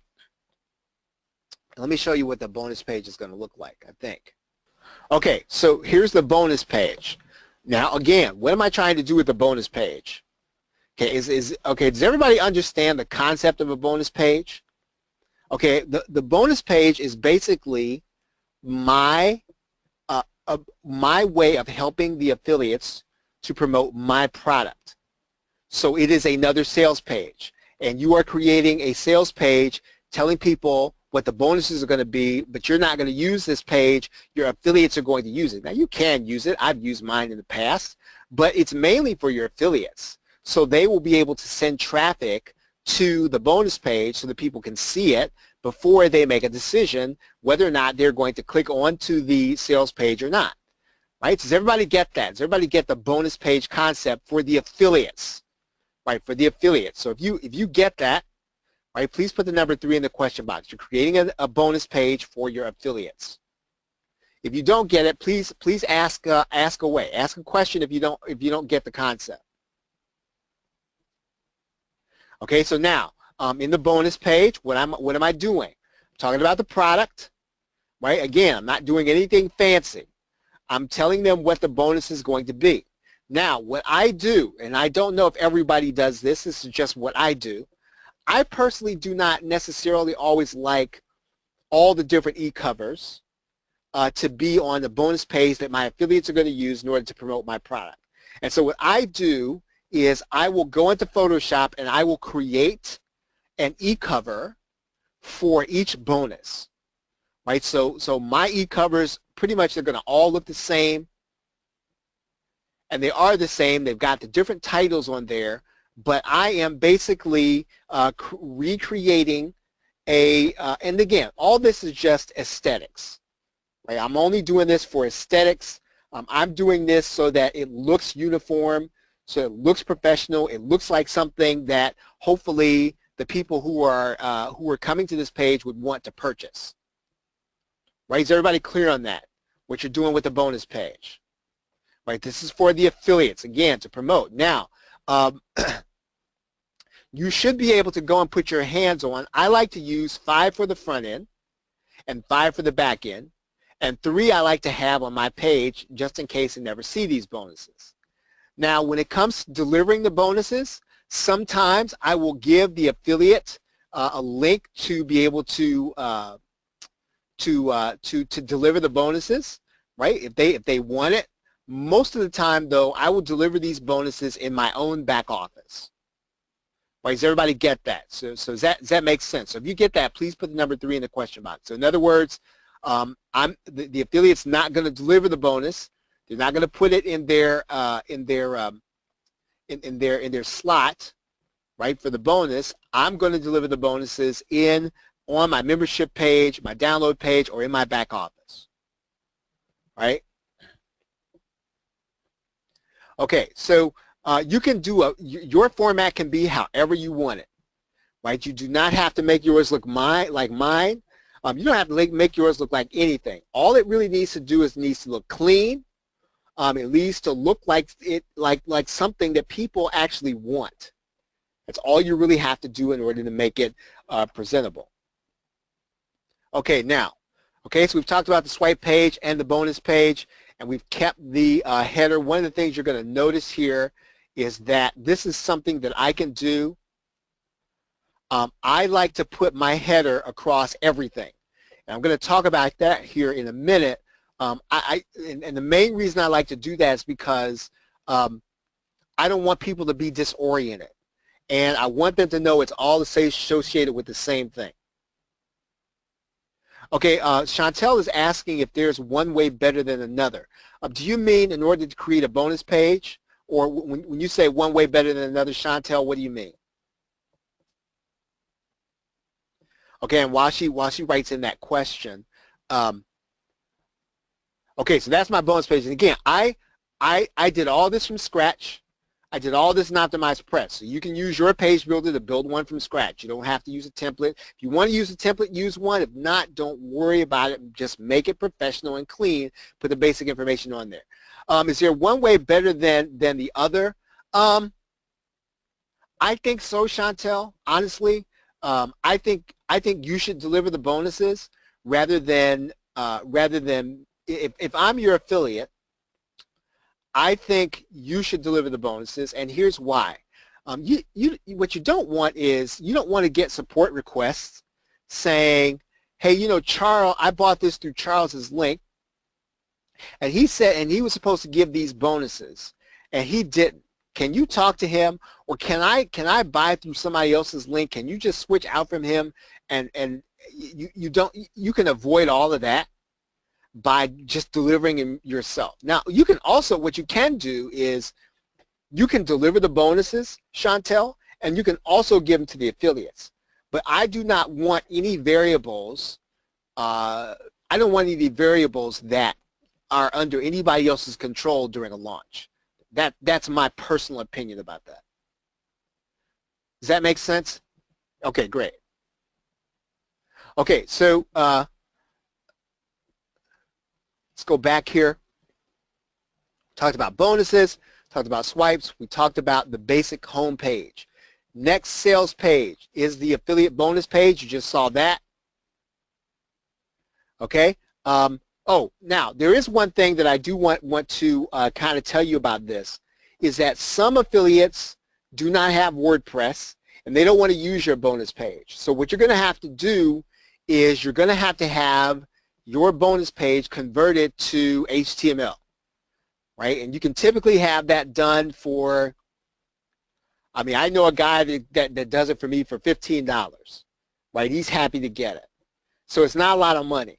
So if you have somebody who knows HTML, they can take this template or a template you have on WordPress or Lead Pages, wherever the case is, and turn that bonus page into something that's on HTML, because your customer or your affiliate may or may not use WordPress. They may like to use HTML, and you want to make it easy for them to promote. Now, for all this stuff, you can use an existing template on your page builder.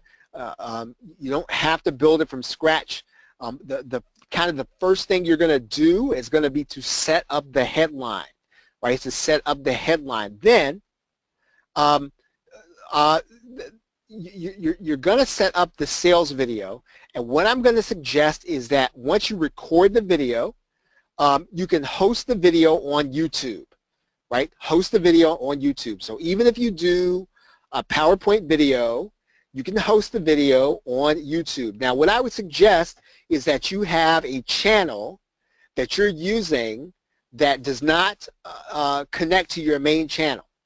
Right? If you're going to use a channel, I'm going to suggest that you use a channel separate from your main YouTube channel if you have one. So wherever you have your videos and all that stuff, if you don't want Google getting upset, or you don't want people reporting you or any of that stuff, don't mess with that channel. Do all of these things on a separate channel. Right? Does that make sense, everybody? So again, do all your sales videos on one channel. Don't put them on your main channel. The video should autoplay. And now different video players are going to have different settings, but regardless, you should be auto-playing your video when somebody comes to the page. Now, I understand that sometimes that can be a hassle. Sometimes it can be, it may make a potential customer upset, but they can just click the page, right? So in other words, let me show you this again. I'll just pull up my. Okay, so let's say the video starts playing, right? All they've got to do is click the video. So no, I don't put any controls on there. And you know, I could put the play button on there, but you want that video to autoplay in order to get your people listening, right? It's really important, probably within the first few seconds, that you have something that will get them listening, even if you can't get them looking, right? Get them listening, because people are distracted and they can pull up a page, they can click on something. They're going to probably hear your voice first, right? They're probably going to hear your voice first. So make your voice the most prominent thing. All right. What you're going to do then is you're going to put some benefit bullets in there. It is standard among copywriting that you want to use an odd number of benefit bullets. So in other words, if you're going to have 12, write a 13th. And I don't know if there's something psychological about that or not, but try to have an odd number. And what you want to do is you want to make the last one bold, right? So if you didn't get that, please write that down. So again, with the benefit bullets, you want to have an odd number if possible, and the first one should be bold, and the last one should be bold, right? And again, I'm not entirely sure why that's the case, but it is common practice in sales copy, and I see no reason not to follow it.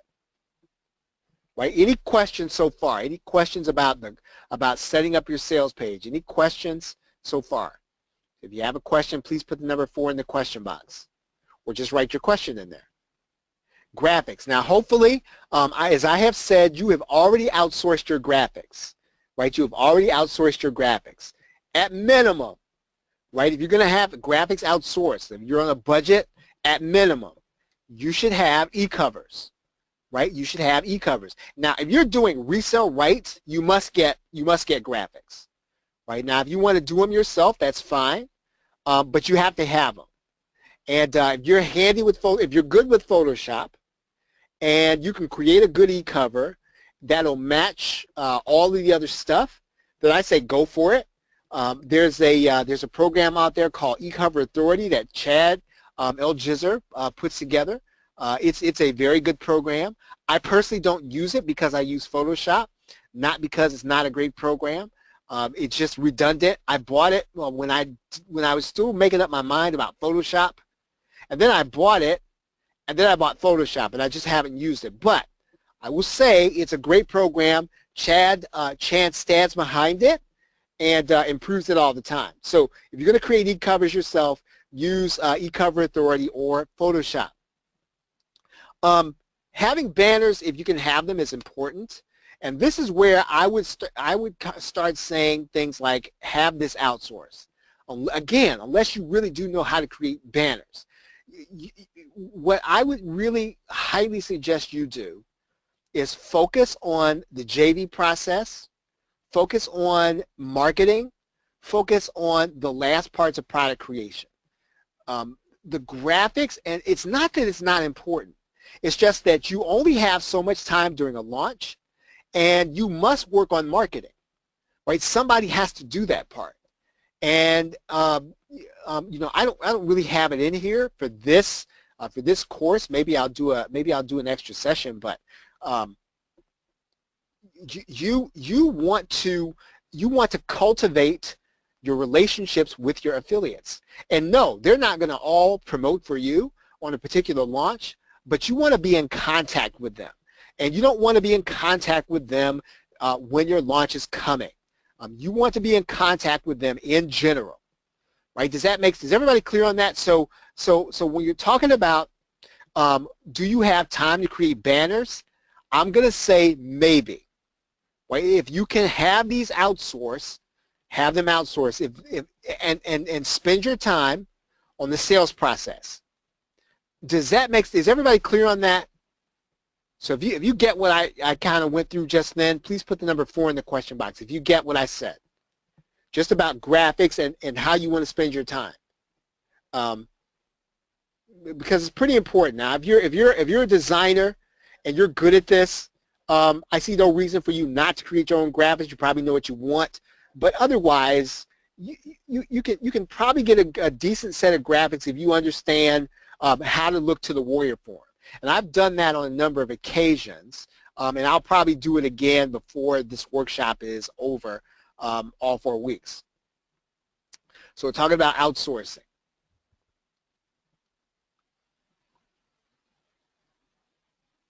Okay, that's a great question. So Chantel asks, how do you stay in contact with your affiliates? Do you email them regularly? I would say, Chantel, that and this is actually a good question for a number of reasons. Number one, I'm not a Facebook person, right? I don't spend a lot of time posting. I mean, I'm trying to, but I just don't. But I typically talk to most affiliates through Skype and Facebook. Now, I have an application called, and it's the same one that's probably on the phone. I don't think it's anything special. It's just called messenger.com. Let me see if I can find it, if I can get it. Messenger.com. Okay, and so this these are all of my contacts in Facebook, and I'm talking to them in here, right? This is I'm literally talking to them through this application. Now I'm also using Skype, which you can also there's a web browser edition of Skype.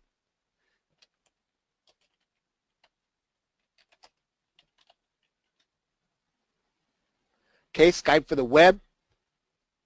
So so even if you have to use your mobile device, or even if you have to, you don't want to be in Facebook, it's really kind of important that you be contacting them. And I would personally use Facebook Messenger and Skype. And because quite honestly, and I'm thinking about myself, if you were to email me, I really don't, there are very few emails I read, and the ones that I read are the folks in this group. I really don't. I mean, Sydney really handles all support, and so I don't do a lot of email reading, and I'm probably like most people. And I've emailed affiliates a number of times. I have an email list of affiliates, and I send out an email faithfully about my launch, and I get questions from the same people who are on that list. So I would say that you would want to have some kind of real-time communication, and if that's the case, then you're talking about Messenger, which is connected to Facebook, and Skype. Right? Does that make sense, Chantel? All right, great. Okay, your buy buttons. Buy buttons. Buy buttons are there are two ways to go with buy buttons. And one of the things that you want to be careful about with buy buttons is that when you're working with an affiliate network, they're going to give you buy buttons that you should use. And you want to use those buttons. And the reason that you want to use their buttons is because of the tracking and the affiliates. And so you want to get the buy buttons typically. If you're launching in JVZoo or Warrior Plus, get their buttons. And here's the reason why. If I'm your affiliate and I send traffic and you're making sales, and because you decided you wanted to use a fancy buy button, I don't get credit for the sale, I'm going to have a problem, right? There's no way to sort it out.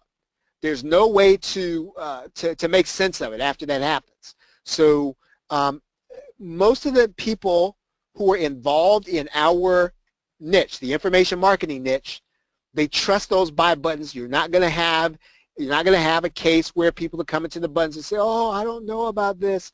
If you're selling to the information marketing niche, they all know JVZoo, they all know Warrior Plus, they all know Zaxxa. So you don't have to try to hide the buy buttons or any of that stuff from your customers and from the traffic that your affiliates are sending.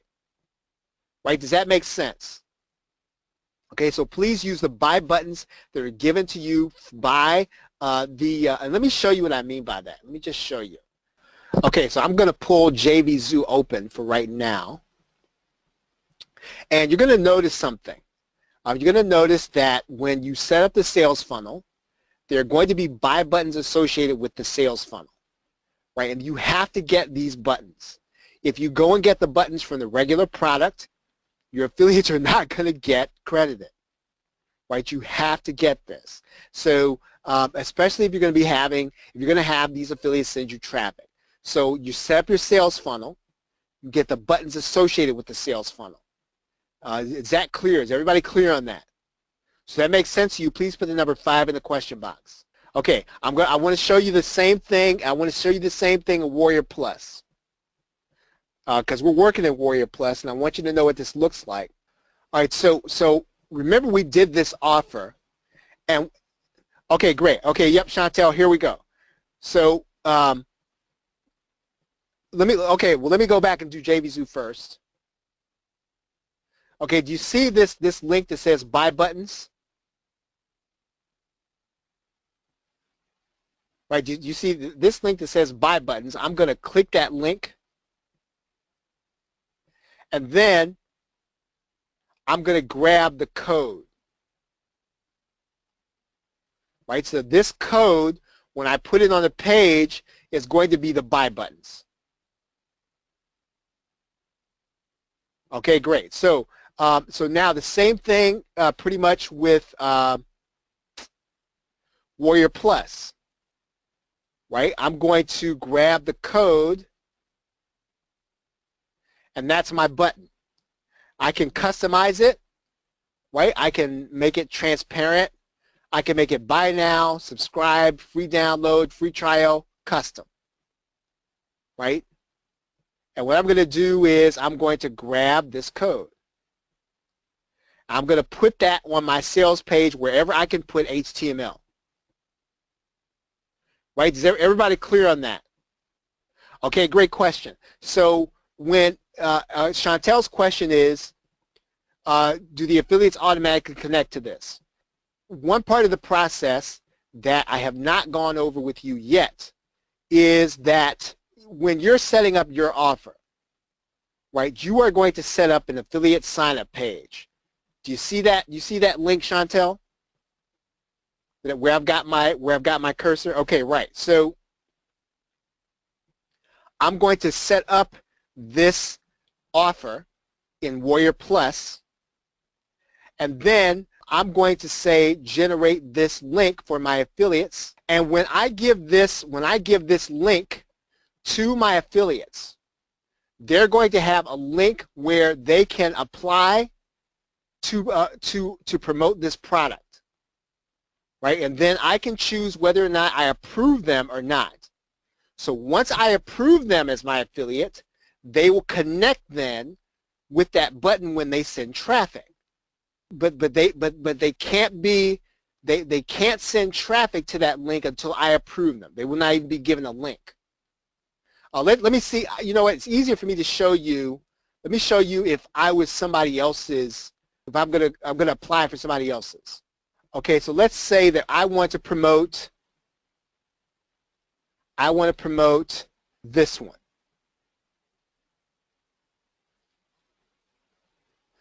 Let's see. Now I've already requested this one, so let's see this. Okay, so I requested this one. I get the link, and this is where I get my link. Right? When I get my link, I'm going to send traffic to this link, and it's going to automatically go to the sales page.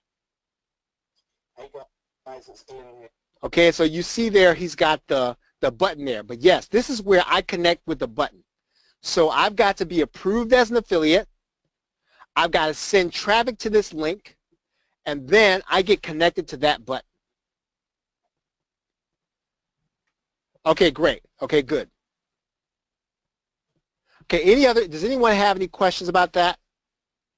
About the affiliate process? That was actually a great question, Chantel. I appreciate that. Any other questions about that? Okay, upsells. I talked about this a little bit before, and I just want to mention this again. And this is my preference, right? This is my preference. If I'm going to have a front end and I'm going to have an upsell, I like to keep the same banners and the same footers, right? Same banners, same footers. Now I'll show you this because I think that if you do this, you will not disorient people, right? Okay, so there's my front end, there's my back end. Okay, so there we go. So the banners, I keep consistent. And I think that if you can possibly do it between your front end and your upsell, you want to try to keep the graphics consistent and try to keep the banners consistent, because what you're trying to do is you're making a connection between the front end and the upsell, right? You can, and it's hard to do that if you have a totally different theme, right? And all this stuff happens in the background of people's minds. So they're not consciously making the decision. They're not consciously disoriented. But when you put two different sets of graphics from the front end to the upsell, you were disorienting people. You're sort of taking them out of their order. And what you're trying to do is you're trying to accelerate the process of buying. You will slow it down if you disorient them. Right? So if that makes sense. If you get that, please put the number 6 in the question box. All right, very good. So adding in testimonials, I'm not going to spend a lot of time on that, but you want to have those in there when you can get them. Exit pop. The exit pop is optional. If you don't feel good about doing an exit pop, typically you're going to be able to do that with your page builder. There's a setting in Optimize Press where I can do that and send people to another page. But again, that is not necessarily, that's not mandatory that you have to do one. There's also the popover, and I do want to show you this. Let's see if I can find the page here. Okay, so here's Aweber, right? Here's Aweber. And so what you want to do is you want to use this setting in Aweber that says popover, lightbox, or pop-up. And in the same way that you place this code on a page, when you place the popover code, then this is going to give you that pop over the web page. You can actually do a lightbox, or you can do a pop-up. Right? Most autoresponders have this. GetResponse has this. Right? We can do popover or scroll form or embed it. Right? Any question about that? Okay. So that's it for the sales pages this week. And when you're setting up your sales page, the content is important. The content of your sales letter is important.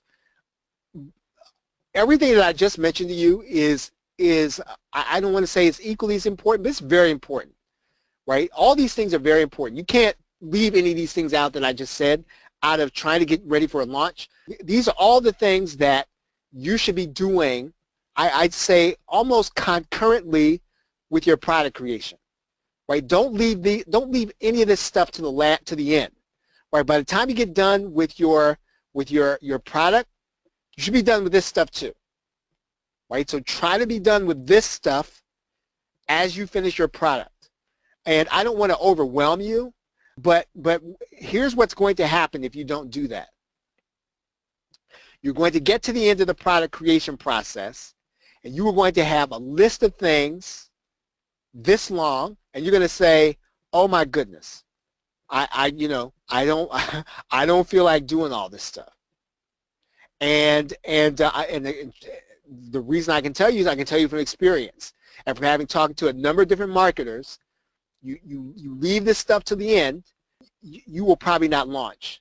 You'll have products that are sitting on your hard drive that you completed, but you will not launch them because this stuff will overwhelm you at the end of the process. All right? Okay, so any questions? Any questions? Okay, so let's see. It is about 9:26, so we're at a good breaking point, and what we're going to do is we're going to talk about upload and delivery next week, and then putting buy buttons on your page and getting ready to sell. Right? So with that, I think we are really just about done here. If you have any questions, please feel free to let me know what they are, and if not, hopefully this has been helpful for you. And you will be able now to kind of deliver a product and not and finish the process, right? The stuff that I just showed you is typically the stuff that you don't see. Okay, so what we're going to do, we're going to break here, and we're going to go on to week 4. Okay, welcome to session 4 of the Product Launch Workshop Live. What we're going to do here tonight, we have been working through the technical aspects of your product launch here, and we assume that you have already figured out your product components, so you already know what you're going to deliver, whether it's video or PDF or audio or whatever you're going to be delivering, or graphics or images. We assume you've already worked that out. We assume that you already know what you're going to be writing as your copy. We've actually given you some suggestions if you haven't done that in the first session. We will set you up. We will set up your product launch, your upsells, and your email marketing here in this workshop, and we're going to get pretty much as far as we can. Now we've gotten pretty far throughout the other 3 sessions. We're going to finish up with delivering your actual product here tonight. All right, let's talk about the order of operations briefly. We've talked about this every week, but let's go over it again. First, map out your funnel. Then write your sales copy, then start the product creation process. And once you start the product creation process, the things that we're going to be doing, you should be doing these things at the same time. You should be getting your graphics outsourced. You should be setting up your sales pages. So remember, as you're creating your product, you should also be taking a break setting up your sales pages. You should be doing all of those things. You should be setting up your tracking when you are actually doing this. So again, that's going to be important as you get to this point, because you don't want to get to the end and then have a lot to do. So set up your tracking as you're going. Test your sales pages and your order button. We're going to talk a little bit about that tonight. We talked about the order button. We're going to talk about the testing process inside of Warrior Plus. It's going to be a little different than, it's going to work a little differently than it does in JVZoo. Set up your product delivery, right? Set up your product delivery. And we're going to talk about that tonight. And then set up your post-launch email system and strategy. We might need to go an extra session in order to do that. Now, before we get into tonight's technical things, I talked a little bit last week about the affiliate bonus page, and this is the page that you and I are creating to give our affiliates the opportunity to promote our product. And we're basically giving them a page for them to be able to promote the product and for us to give them bonuses. So we're actually going to find the bonuses.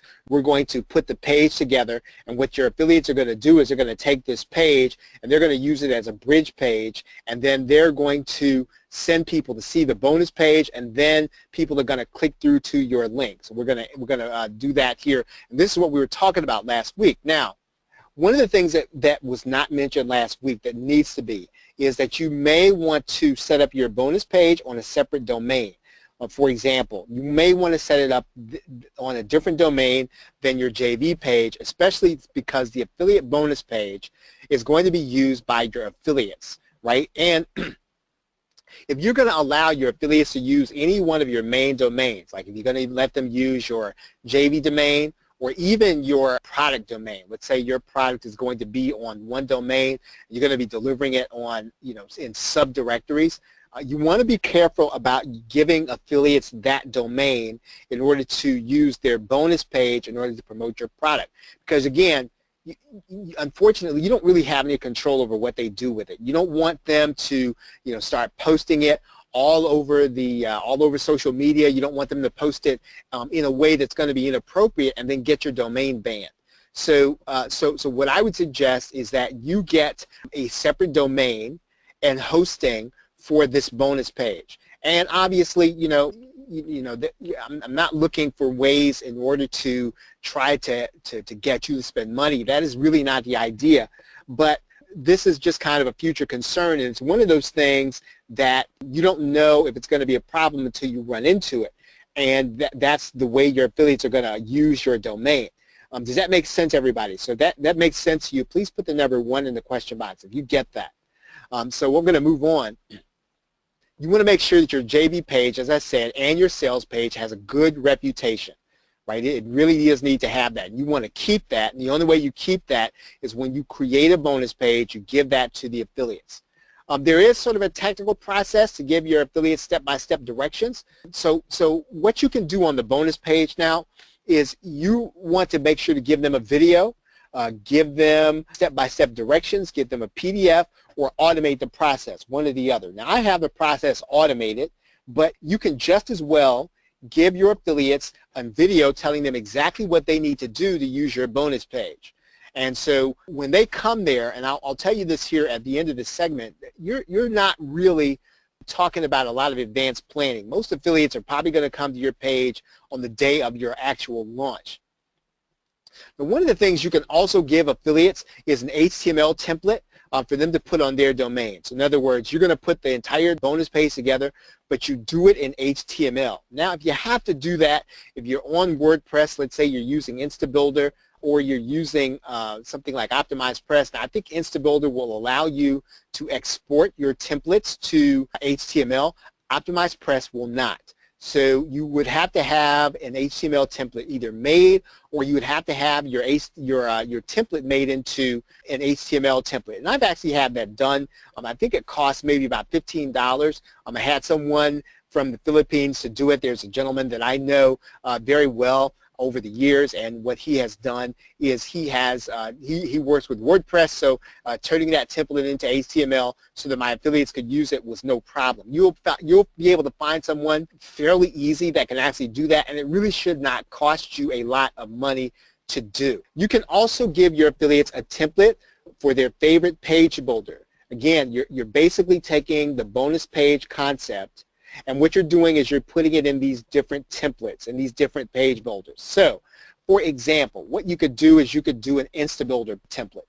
Now, if you're going to do that, I would suggest that you actually have that outsourced. Again, you can find people. I would go to the Warriors for Hire section, and you can find people who can actually do this work. You're going to actually do the bonus page, and you're going to say to them, I need to have this bonus page put into an InstaBuilder template, or whatever it is that people use on InstaBuilder. You can have one done for OptimizePress, and that's actually pretty easy to do for OptimizePress. And if your user already has OptimizePress, then all you're really going to have to do is export the template, right? And let me show you that here for a second. So, for example, if we go to, I'm going to find a page on OptimizePress, and let's see, one second, we'll find a page on OptimizePress here, and what we'll do is I want to show you pretty much all you're going to have to do with your pages. And what you're going to do here inside of OptimizePress is you're going to go to the dashboard. And when you go to the dashboard, there are your content templates. And we're gonna open up a page here in OptimizePress. Let's do it this way. Open up a page. And what we're going to do here is we're going to go to the content templates. and we're going to export a template. And when you export a template, what that's going to do is that's going to give you the opportunity to give people an optimized press template, right? So you're going to take your basic page and export it, and you're going to make that whole file downloadable for people who use optimized press. And all you're really doing is making it easy for your affiliates when you do that. So you're just going to export your entire bonus page and give it to your affiliates. They'll be able to put it onto their version of optimized press, and then they will be able to use that bonus page in order to promote.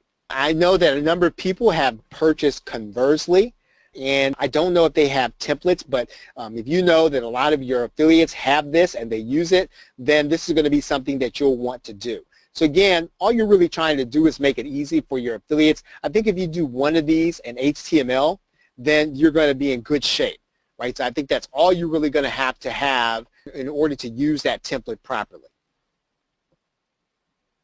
Okay, the technical process is going to involve placing a code on your JV page, which directs them to the parameters, to the bonus page. Again, that's a really technical process.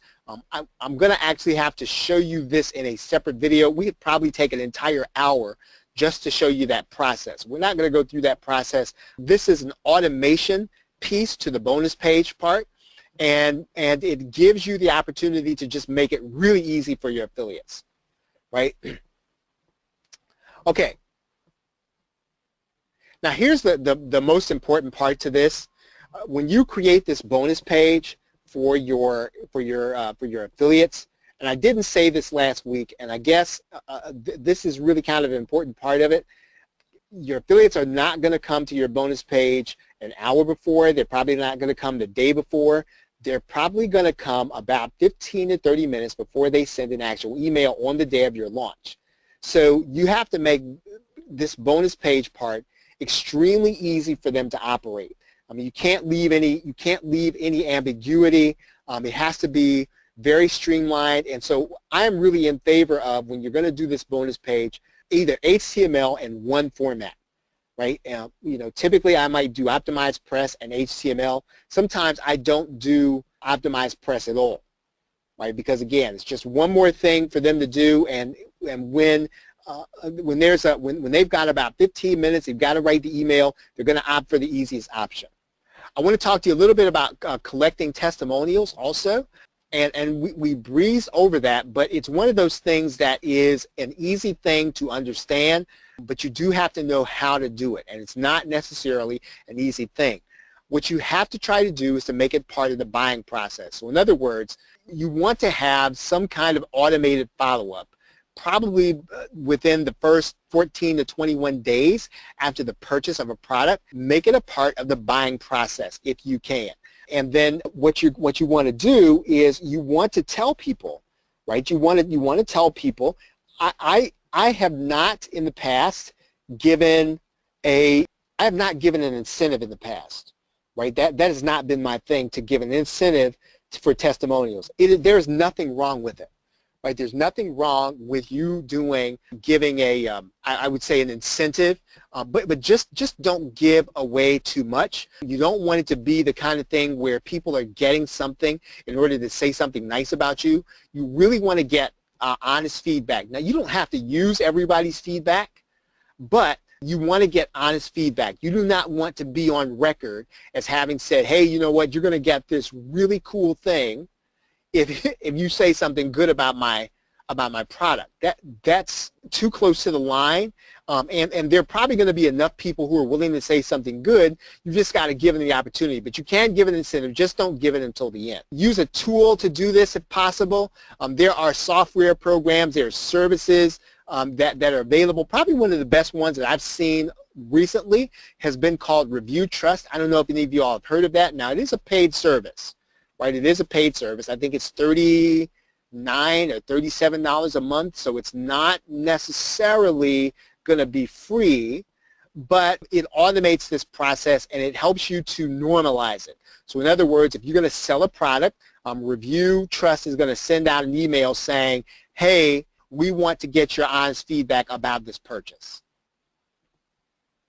And of course, there are tools available where you can just collect these testimonials using HTML, that you can stick that code onto your website. But the collection process is the key, right? And it's really making it a normal part of your business. And so if you make it a normal part of your business, you're going to get testimonials a lot faster and a lot easier, and that's really what you want. Now, you're going to get feedback that maybe you don't like, but all that feedback is going to be good anyway, right? So you don't have to run from the feedback. You're going to get it. You just want to make sure that you do it systematically as part of the process. Okay, so we want to do some positive testimonials in order to increase sales. That you are going to see increased sales as a result of your getting testimonials, right? So again, this is going to be worth your time to do. And so do want to try to do it, and you want to try to do this in a way that is going to actually help you, again, make it a part of your normal sales process, and this is really going to work well, and you will have things to put on your sales pages as you continue to do product. And then, as you do this, continually improve the process. Again, testimonials are the hardest thing to do, right? Out of all the things you're going to do, probably the most difficult thing you're going to do is to collect testimonials on a regular basis. And again, the more that you can normalize the process, the easier it's going to be. I think that when you are in a certain position in your business, I would suggest a solution like Review Trust. There's a monthly fee for that service, and the reason that this service is probably going to be monthly is because it's going to be worth the money. And if you think about it, I think it's $30 or $40 a month. You could conceivably have at least 1 or 2 sales that justify that amount. And again, I can't make promises, but again, using a service like this that again makes it a normal part of the process for all your customers, giving you the opportunity to place that code someplace else and tell people that, hey, there are other people who like this, that will increase your sales. Okay, so this week what I want to talk about here is going to be delivering your content. And we're going to run through all these things, and this is really the end of the process, right? This is the end of the process.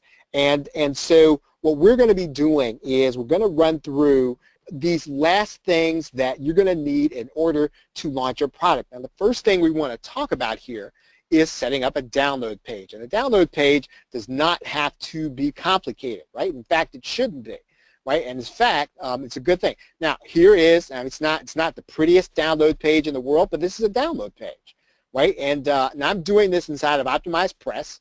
I've got 3 buttons here where people can come and download things, right? That's really all that you're going to want to need. You want to say something like download your item, putting in a button, right? I'm going to make this button clickable.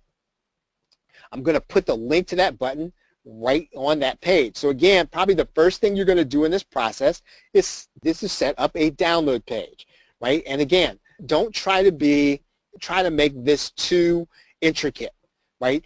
At the very top, make sure that whatever you have promised your buyer that they're getting, right? Give it to them right up top. When you get up under here, now this is an older download page that we've had. You can make available some of your other products, right? You can get clickable links to your other products. Now, one of the aspects of this is that you can choose to do this in 1 or 2 ways.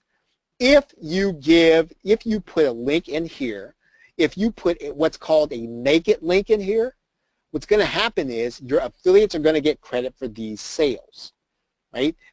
If you put an affiliate link in here, or you put your own tracking link in here, then you are going to get the residual sales. Now again, that's going to be your choice.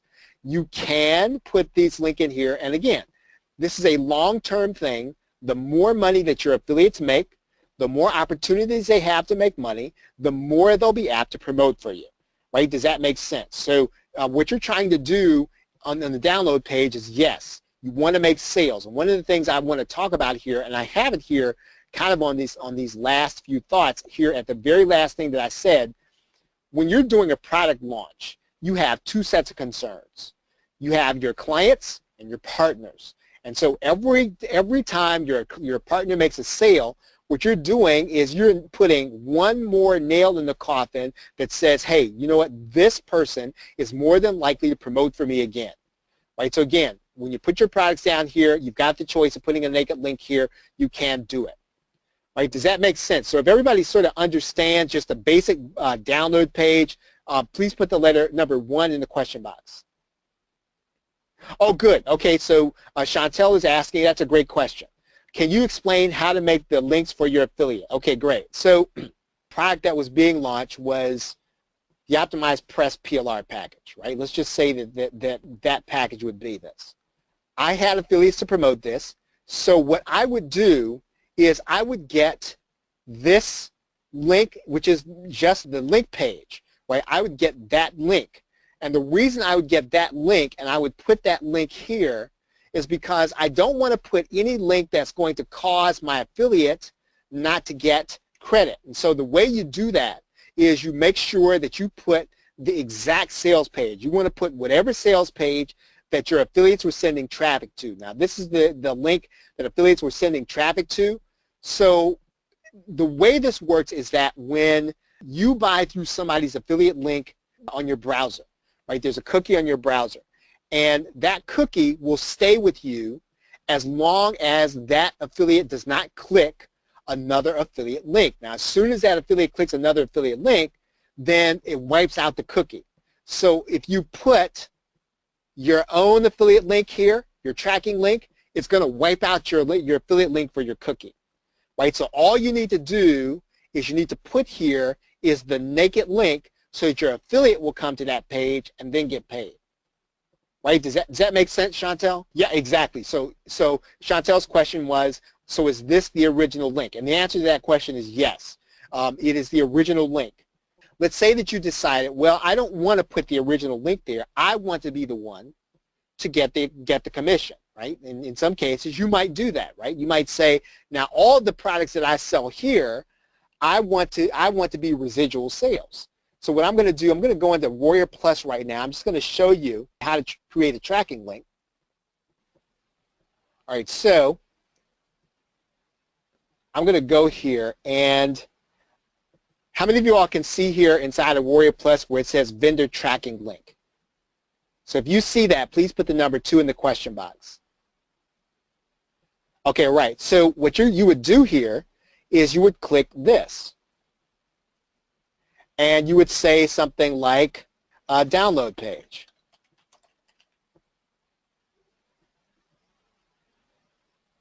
Right, and then I would take this link and I would put that link here. Then what's going to happen is even if my affiliates, because when they get to this download page, they're going to be cookied for the affiliate. Right, and so you can decide to give your affiliate this extra commission, or you could decide, well, you're going to get paid for this. Right, now in most cases, you're probably going to give it to the affiliates in most cases, but there are going to be some cases where, again, you're going to have some parts of the offer. Let's say that all of these offers are going to be $37, but then you got this one offer down here. And this offer is going to be $997. And you might say, you know what? For this offer, they're going to go to a webinar, so I'm not going to share that offer with affiliates. I'm going to make sure that I get 100% of that offer. And that's the case.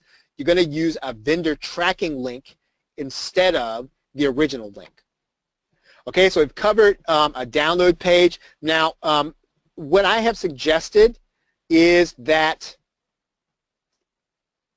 one of the ways that you can, now one of the things you're going to be concerned about is keeping the content locked, right? And so one of the things about this particular bonus page, let's see, I'm going to click this link. This download page is actually blocked from the search engines, right? It's blocked from the search engines, but I mean, there are ways for people to be able to get a hold of it. And sometimes you don't want anybody to get a hold of that download page except for the people who are buying your product. Right, and sometimes people like to share, stuff, and there are 2 ways to deal with that. Number 1, you could use a membership script, You could use something like, you can use Optimized Member if you have Optimized Press. You can use Wishlist Member.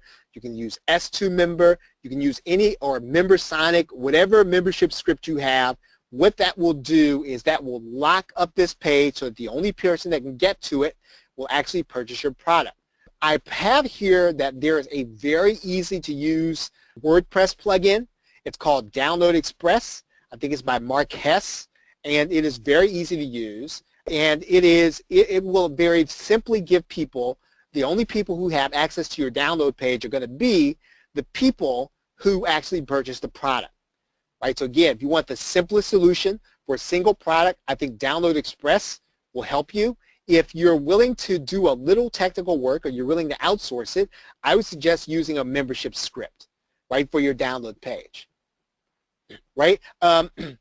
Same thing is going to be true with your thank you page. You can use a membership script for that. Now, again, I talked about the fact that, let's say that you don't want to use either one of those, right? You don't want to use any plugins. You don't want to use anything like that. The only thing that you can do is you can make your URL unique. Now, you'll notice here I've got download leveraging PLR video -2, right? And that's probably not going to be all that easy in order to memorize, and that's really all you're trying to do. You might want to put a number in your URL. You can put a random code in your URL, and let me show you where to do that. Right? I'm going to show you how to do this in Optimized Press. In Optimized Press, there are two, and I'll put these in there are two pieces of code that you're going to put inside of Optimized Press. Now, that's if you're using Optimized Press. Not everybody's going to do that.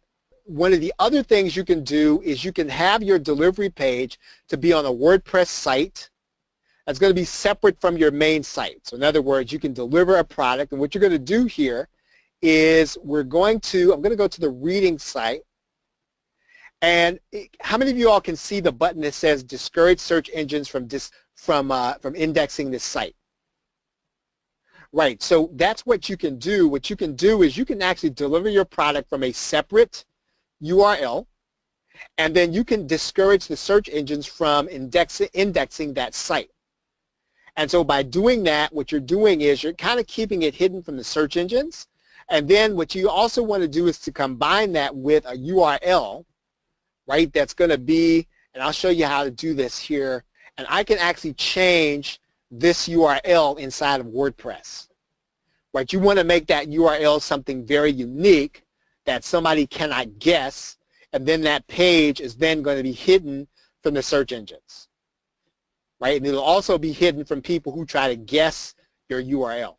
Now, what that will not do is that will not prevent me, if I'm your customer, from sharing it and giving other people access. There's very little you can do about that, right? You can always do that, but all you're really trying to do is just make it, you just don't want to give it away, right? You don't want to make it easy to do that. Right, does that make sense? So everybody with me on that? All right, fantastic. So, okay, so next thing what we're going to do is you're going to have to set up a place for you to deliver the content. And I have 3 suggestions here. One of them is Microsoft. Another one of them is Amazon S3. The other one is going to be Google Drive. And I personally do not use Google Drive. So I know less about that but I do know that some people will deliver their content easily from Google Drive. What I would suggest is either Microsoft or Amazon S3. There are other hosts that are going to be out there, but generally they're going to be the most reliable. Now here's what I'm going to say about Amazon S3. Amazon S3, you pay for bandwidth. And so if you have a lot of very bulky files, you are going to get a bill from Amazon the next month, right? So you just need to be aware of that. So you're going to pay every time. You're going to pay for bandwidth when people are downloading. Now, it's not going to be a lot of money, but again, it can add up to, between $50 and $100 if you have lots of heavy files and lots of downloading. And you just don't want to be shocked by that.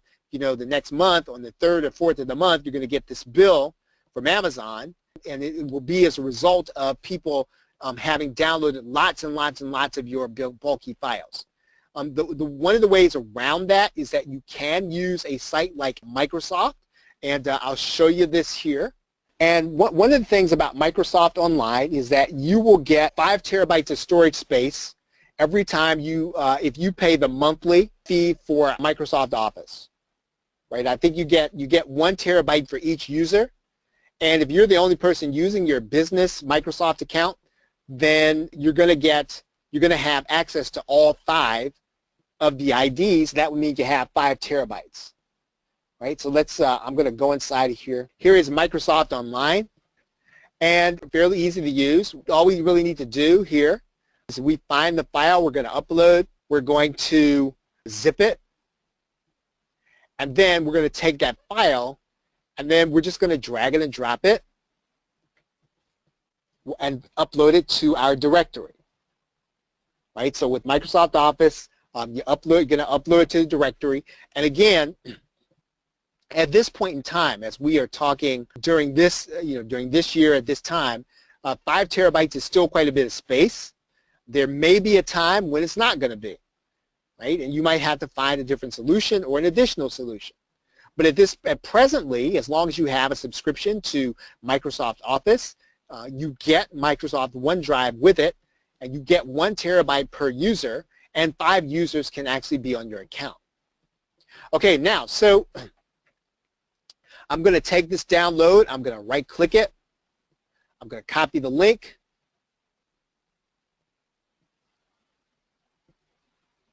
I'm going to make sure that only people that they can't edit it. I'm going to apply the link. I'm going to copy this link.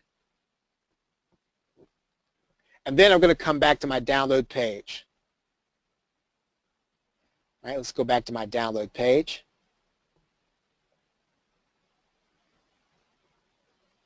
I'm going to find my download button. I'm going to put that link inside of my download. Right? I'm going to click Save and Continue. And then we're going to view the link. And then when your customer clicks the link, they will then get the download. Okay, now, some people choose to use Dropbox. I'm not a big fan of that because I don't necessarily want people adding it to their Dropbox. The main reason is because, quite frankly, I forget stuff when it's in Dropbox, and I know that other people will too. And so sometimes you can just kind of load up your support desk, requests that are not unreasonable, but they really happen because, sometimes people will just kind of forget they actually downloaded something. Right? So again, I like for people to have that download right away, and it's very easy to do that inside of Microsoft. One thing that I would not recommend that you do, right, is for you to use your FTP in order to do this.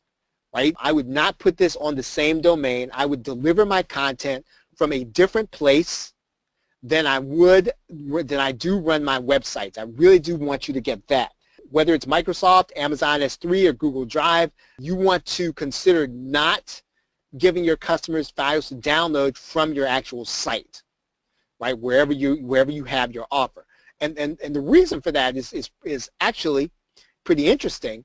It's very easy for you to overload your server. I've had that to happen, right? Where you're basically overloading your server, and then nothing works, right? Once your server is overloaded.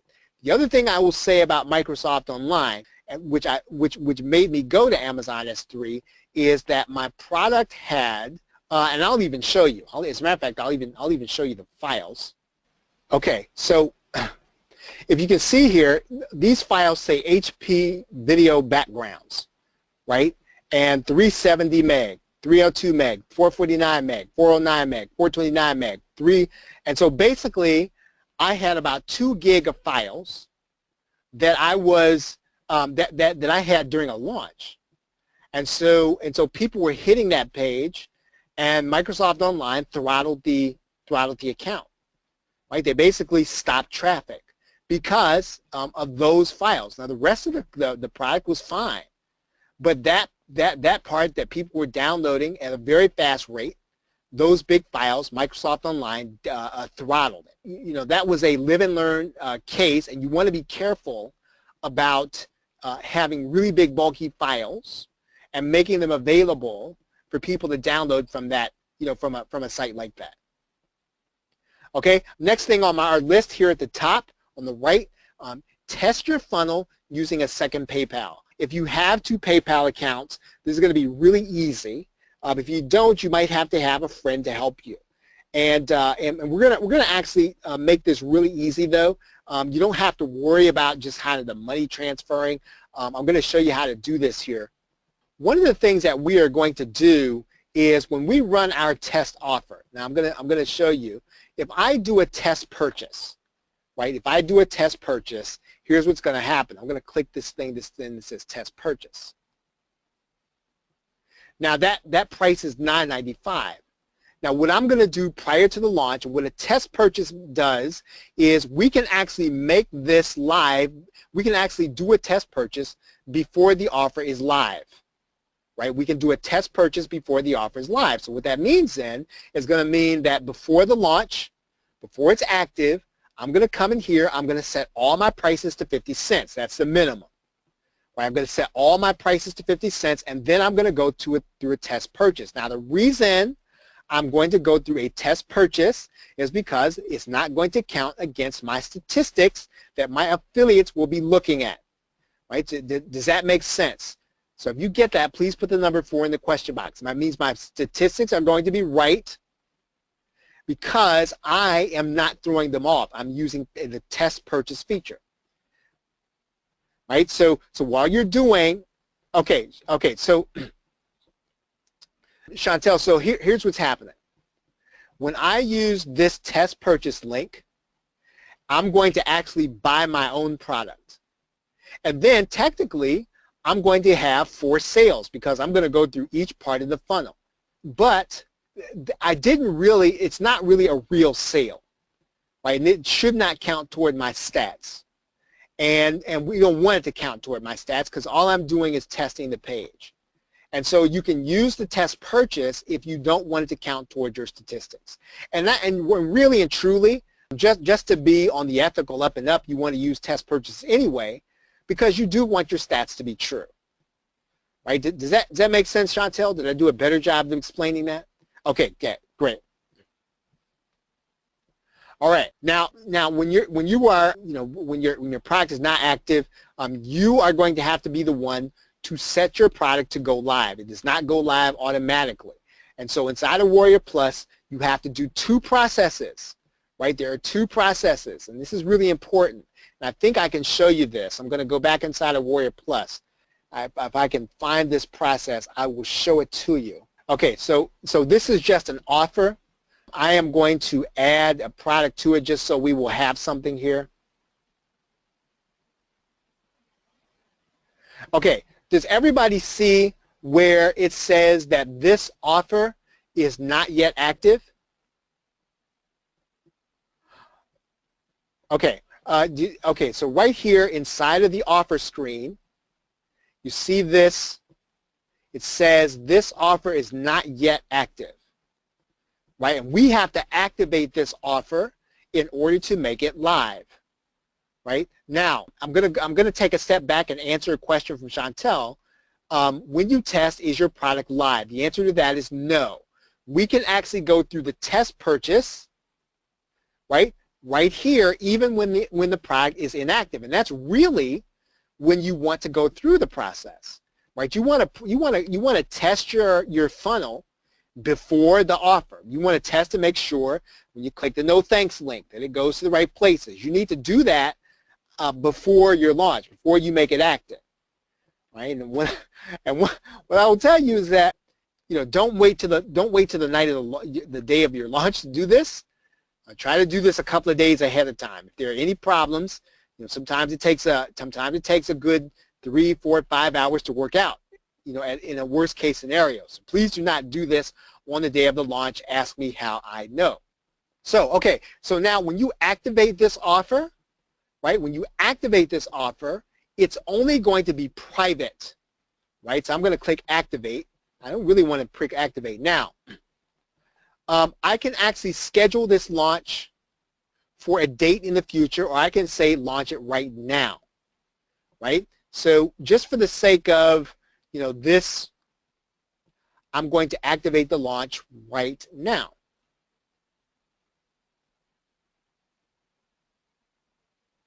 Now my launch is activated, but my launch is still private, right? My launch is still private. So what do I need to do? Well, I need to now go to my offer settings in order to activate and make it public. So again, you just got to know about this two-step process. Now, as soon as you push this public button, it's going to be part of the marketplace then, and then it's going to be public. That means everybody's going to be able to see it inside of the marketplace. Now, we're not going to do that, obviously. And in fact, I'm going to go back and turn the active part off, or we can close it. Right? So as soon as we make it public, it's going to be public. But we've got to go through. Okay, so Chantel asked, when it's private, can someone still buy it? And the answer to that is yes. Great question. Right? Can somebody still buy it when it's private? Yep, they certainly can. Sometimes you might do that. You might not put it in the marketplace. Right? You might choose not to put it there for whatever the reason. Maybe you're just running a special offer just for your affiliates. But yes, that's correct. Okay. Now, when you are at this point, before you make your product live, you want to go to your autoresponder and you want to send emails to your affiliates, right? And we've been through a little bit of this process, but just so that you'll see this again, I think it's important to mention that when we allow affiliates, one thing we're going to do is we're going to connect to our autoresponder, and we're going to connect to a JV list. Now, when you do that, just so that you'll know, your affiliates are automatically going to be placed on your email marketing list for affiliates, right? For affiliates. So you want to send an email when your offer goes live. Right. Okay. So Chantel is asking, so when it's in the marketplace, does it become searchable? The answer to that is yes. Yep, it becomes searchable. Somebody can go to the marketplace and they can find your offer. That's correct. Another good question. Now, we've just talked about naked links during the launch. Now, hopefully, when you set up your product, you set it up so that you are collecting leads, right? So with every sale, right? You should be collecting leads with every sale. Now, let's look at this for a second here again. Let's just take a look here.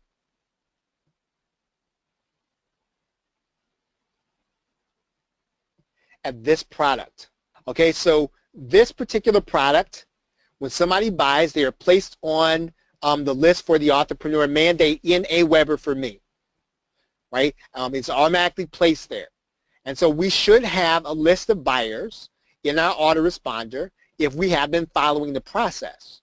Now, the reason that I mentioned this again a second time here at the end is because one of the things you want to do during your launch, let's say that you have a list of people who have purchased your product, and so now we know for a fact that they have the front end, right? We know for a fact they have the front end product. What we don't know is whether or not they have the back end product, right?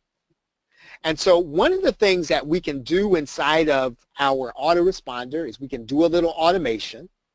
And so we can do the same thing, and we can take them off the front end list when they buy the back end, so that when we send an email, we know, right, that this person has not bought the back end. So we can send them the naked link for the upsell, right? We want to send them the naked link for the upsell, and we want to do that throughout the launch. And when we send the naked link, remember, your affiliates are going to have, they're going to have cookied the person. Your affiliates are going to get credit for the sale. So basically what you're doing is, even after the launch, you are helping your affiliates to make more by promoting the back end, and you want to start doing that probably the minute that someone becomes part of your subscriber list. right? So if you get that, please put the number 5 in the question box if you get that. Okay, so if you don't get that, please put the number 6. Right, yeah, and Chantel says we've purchased upsells like this. We all do, right? Because anything happens. Sometimes we don't get the, sometimes somebody calls us away while we're going through the upsell process. Sometimes we don't, and we're not thinking about it, right, while we're going through there. And sometimes we just don't feel, we're not feeling an upsell when we're buying it. And so later on that evening, we open up our email. We get a nice email from, from the vendor welcoming us and reminding us that, hey, you know what, there's something really cool that's part of the upsell. And then we click on it, we look at it, we're in a better frame of mind, we say, you know what, I'm going to get this now, right? And so that happens. And so, and when you do that the right way, your affiliate makes money. I have this last here in terms of your product launch. And it really is the truth. I have, there have been times where I've heard marketers, and they will resist this, but it is true, affiliates don't necessarily get very personal. And I do want you to know that. Sometimes, there are, marketers have issues with each other. I mean, they're human. But for the most part, if an affiliate gets your product and they promote it and they make money, they will come back for another shot at it, because in their mind they're thinking, well, this is my guy, this is my girl. I'm going to make money with this person, and so if they have another launch, I'm in. Right? That's the way that you get affiliates. You can get affiliates by promoting for them, but typically the way you're going to get affiliates is you make them money, and you want to do everything you can to make them money. Now, I want to leave you with this thought. Why is it important for you to get affiliates, right? What does a product launch do for you, ultimately? And if I were to ask that question of you, what do the affiliates ultimately bring you? Yes, they bring you traffic. Yes, they bring you some money, and even if you pay them 100%, you're going to make some. But what do the affiliates really bring you? Right? They bring you buyers that you would not have had. And so basically, what you paid for in terms of commissions is the same thing you would have had to go out and advertise for if you were doing Facebook ads. So that's the way to look at it, right? So if let's say that you made $1,000, but you think, well, man, I paid out $500 in affiliate commissions.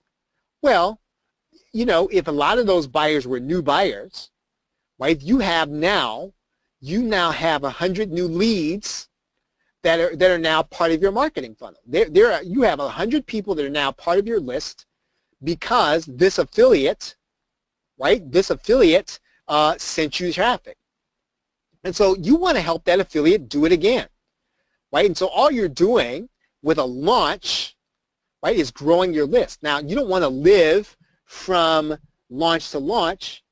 Right? You don't want to do that forever, but when you're doing this, what you're doing is you are putting yourself in position to build a business.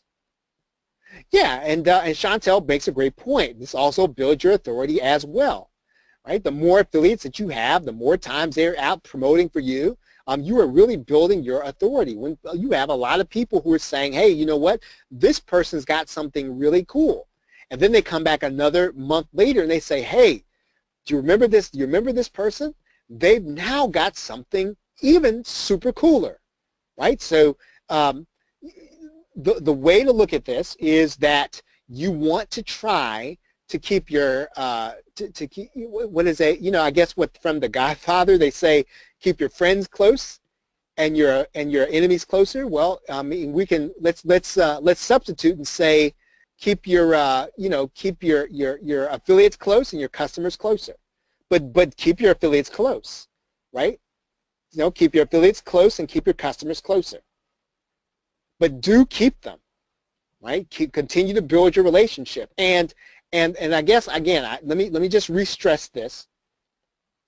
The best way to build your relationship with an affiliate is to make them money. It's really not all that personal. If they make money with you, they come back. If they don't, they'll be nice to you, but they may or may not promote you. All right? Any questions as we finish this section? Any questions? All right, very good. Well, this is the end of week 4 of our product launch, and we have actually gone through the entire process. And I hope that this has been helpful for you, and that you will actually be able to go back through this. Use this as your companion guide to set up your launch on Warrior Plus. And we appreciate your being willing and able to participate in this workshop. With that, thank you very much, everyone. Have a great day and a pleasant tomorrow.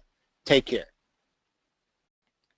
Okay, so welcome to the wrap-up session of the product launch live workshop. And what we're going to do is we're going to go over a few things in Warrior Plus that when you know how to use them, they're going to make your life easier. And what you're looking at is a screen that we've talked about here in the workshop, and it is the offer setting. And as you know, we have different products inside of an offer. So the offer is what we put together, and it is actually the funnel. So in other words, if I scroll down to the bottom of what's called this offer map, in other places it's called the funnel.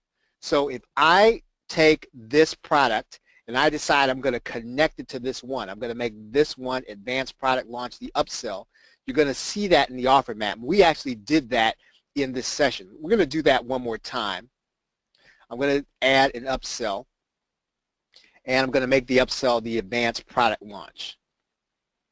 You're going to see that now change. And we're going to see now that you're no longer getting the message that says that this page is not in your funnel. And you look down here at the bottom, you're going to see now that this offer map is part of the funnel. We can then take another one of these offers and we can make this offer a downsell.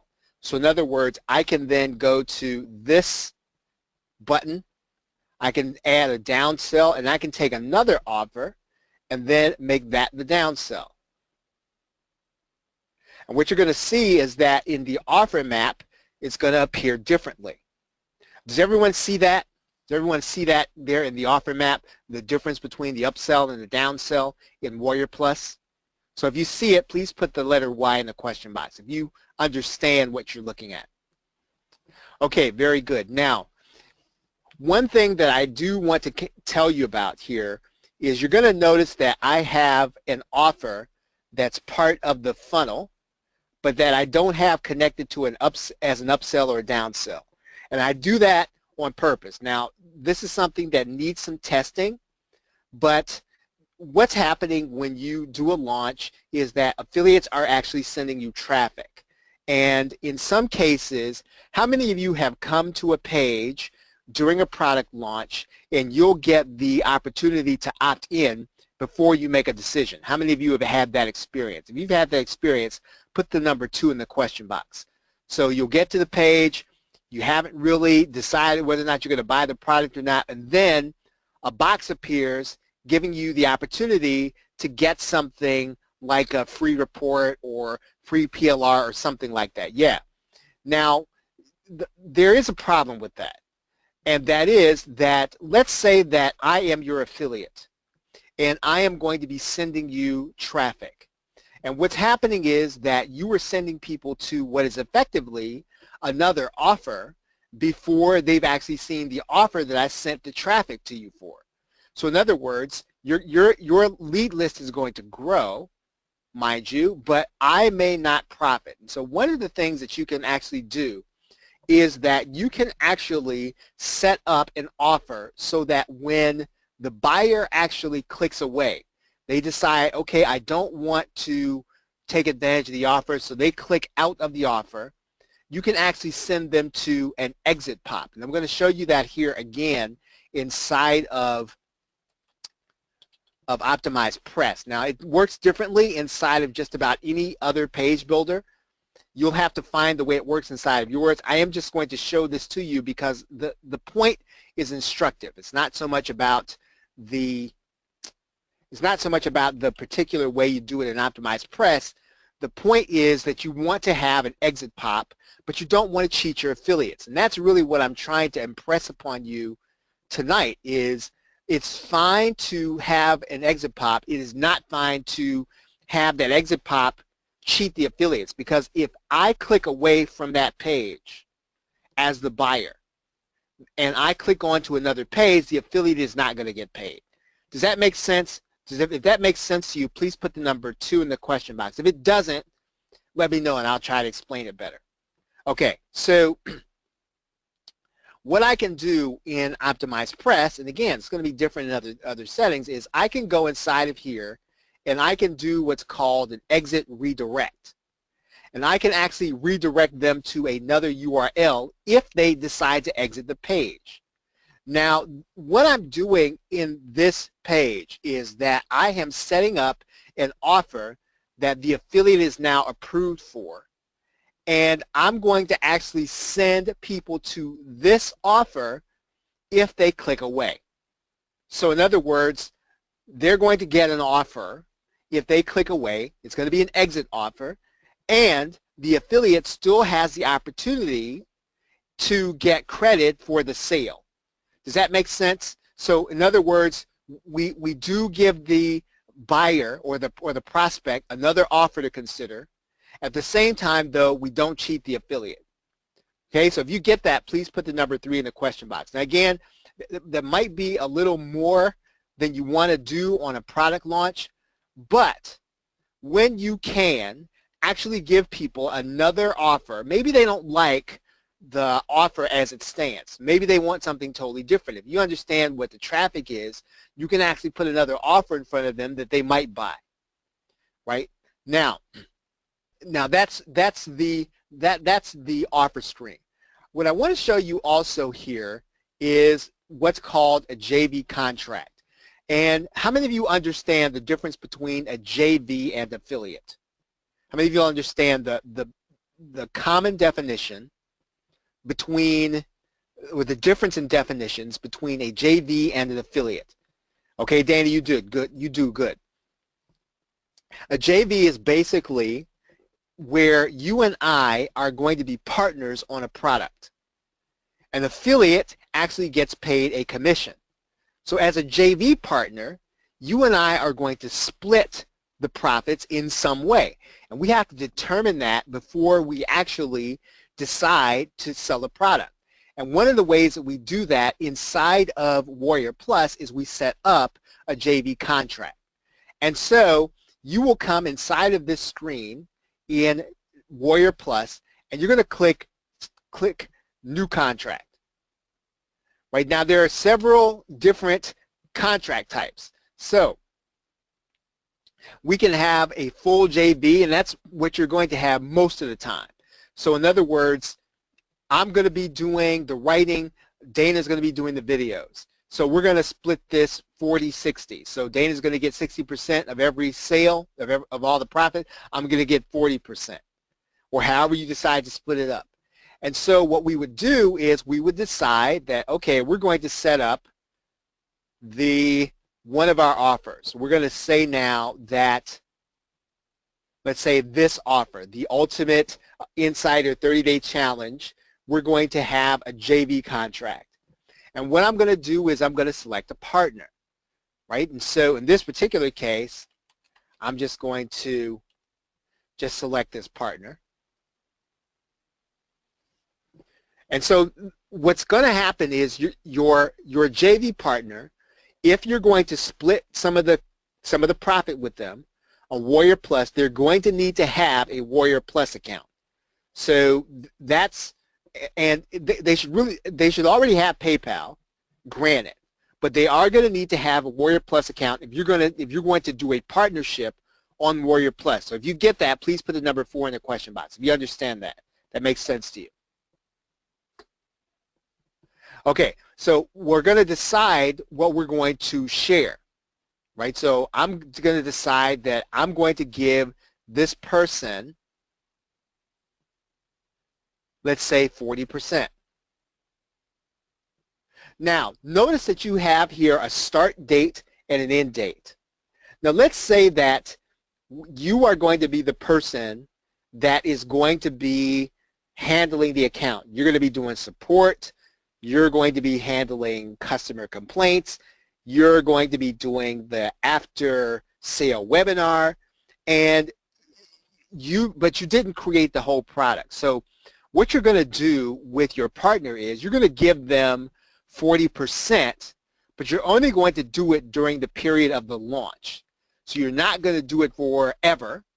You're going to agree up front that, hey, you know what, I need your help to create this. So for the 5 days that we're going to do the launch, I'm going to give you 40%. But they shouldn't get 40%, or I mean, unless you really determine that you want to do a partnership with this way, you don't have to give that person 40% forever. Right? You're going to give it to them for what they did, which was to put together the product launch. But now that you're doing all the work, you want to make sure that your time is being compensated. And that's one of the ways you do that. So we can actually say that they're going to get 40% until, let's say, the end of August. Let's say that the launch, well, it starts, let's say, tomorrow, and it goes to the end of August. Right? And so we're gonna set that limit. Now, the other thing that we can do is we can say that beyond $1,000, right? That's generous. We're going to say that outside of $1,000, excuse me, this person's contribution, we should probably cap their contribution at $1,000 or $2,000 or $3,000. So if the project makes a lot of money, right, we're not going to give them everything. Right? We're going to give them a hefty sum of what the launch is worth, but we're going to say that at $1,000, that's the maximum that we're going to pay to this JV for their contribution. Does that make sense? Is everybody with me on that? So if you get that, please put the number 5 in the question box. You understand that? All right, so the other thing that we can do is we can say that if we sell 2,000 copies, then we're going to say that this partnership, this person is going to get paid 40% for the first 2,000 copies. We could say that if we wanted to, right? It's optional. You don't have to put anything in there. But we could say that if we have 2,000 copies of this product sold, and we start having copies beyond that, then that's going to be the end of us paying 40%, this sizable profit. Because once again, you need to protect your time in a JV relationship, especially if you're going to be doing the work after the launch. So anything that's going to be post-launch, you want to make sure that you're compensated for. And anything that's leading up to the launch, you want to make sure that the partner who helped you to create the product is actually compensated for. Now, we just go ahead, we give this contract a name. I'm not going to save this contract, but we would give the contract a name, and then that contract would be part of our JV contracts inside of Warrior Plus. We can do this contract or this kind of contract for every launch we do. We can have as many partners as we want. So if we want to have another partner, now what I will say about that is this, and I found this out on a launch where I was a 6th partner, that JVZoo, or a 4th partner. Now JVZoo has a limit on how many times it will split an instant commission. So in other words, when a product sells, what happens is the outfit like Warrior Plus or JVZoo, they'll start splitting the payments. So in other words, the JV will get theirs, or the affiliate will get theirs first. Then the JV will take what's left and they'll split it amongst JV partners. Now, PayPal will only let you do that 6 times. So the first split is going to actually happen to Warrior Plus. The second split is actually going to happen to the affiliate. The third split will start happening with the JVs. So you can probably have a maximum of 3 additional JV partners. When you get to the 4th, when you get beyond the 4th, you might have a problem because JVZoo will stop splitting, and it's going to give the last person the shares of, let's say, the 5th JV. So I know that was kind of a lot, but if you get what I just said, please put the number 6 in the question box. If you didn't, I'll try to explain it better. Right? If you need me to explain it better, put the number 7 in the question box. That'll help me. You need to try to explain that again. So again, you can have as many partners as you want up until 4. And beyond 4, you're going to have the instant splits are not going to work in the very same way. So you just want to be careful going beyond 4 partners on any project. And there are cases where you could have that on a software project. I've seen some software cases where you have 5 or 6 people on a project.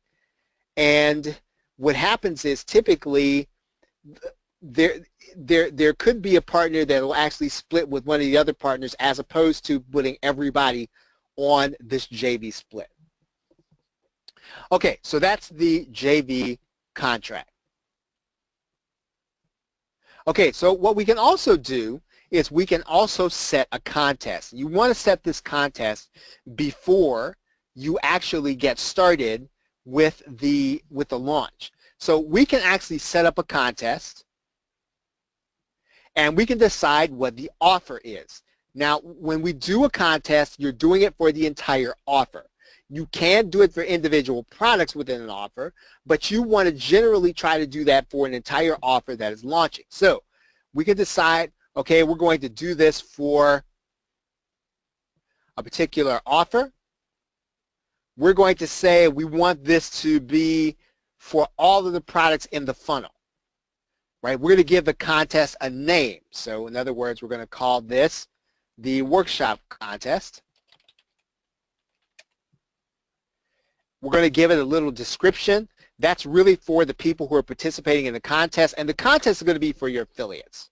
So the only people that are going to see this contest are going to be the affiliates that are going to be promoted. So you might want to write something in here like contest for $500. Most sales. Just something descriptive that tells people what the contest is at a glance. You want to give your contest a start and end date. So you might say it's going to be August 4th at midnight to August 7th at midnight. Now, you're going to have a certain number of winners and a certain number of losers. Well, not losers. That's a little bit harsh. What you're going to do here is you're going to say only 5 people are going to be compensated if they bring sales, right? So you're going to put the maximum number in there. Now, you don't have to outline what each person is going to be paid. Warrior Plus is going to show you who's in first place, who's in second place, who's in third place. And you can actually highlight that in the contest. I'll show you what that means here in a minute. So I might put in here, I'm going to have 5 winners. And then the only maximum I'm going to number display is going to be 10.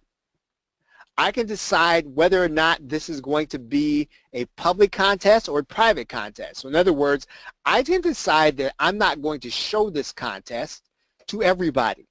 And in some cases, you may not want to show the contest to everybody. And if your numbers are not what you like them to be, you can actually make this contest private, right? So we can decide that this contest is going to be private. We're going to click Create. What I'm going to do now is I'm going to actually show you, I'm going to show you a contest here. And show you a contest here.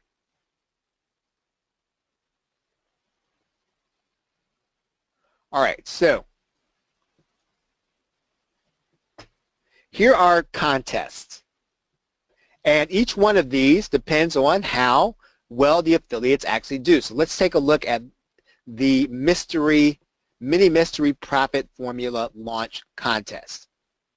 So she's choosing, okay, this one hasn't started. So let's choose one that has already started. And let's see, start date 8/11. Let's sort for start date.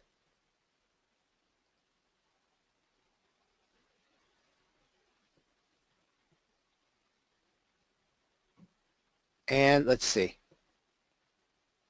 See if we can find one here. Okay, here's one that has started, Instant Profit Swipes.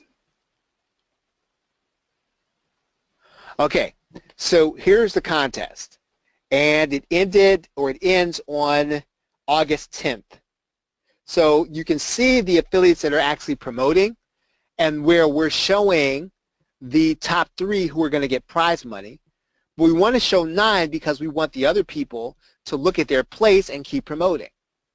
And so we make this public, and you'll notice here that this vendor says first place gets $250, but they got to have a minimum number of 100 sales. Second place, $150.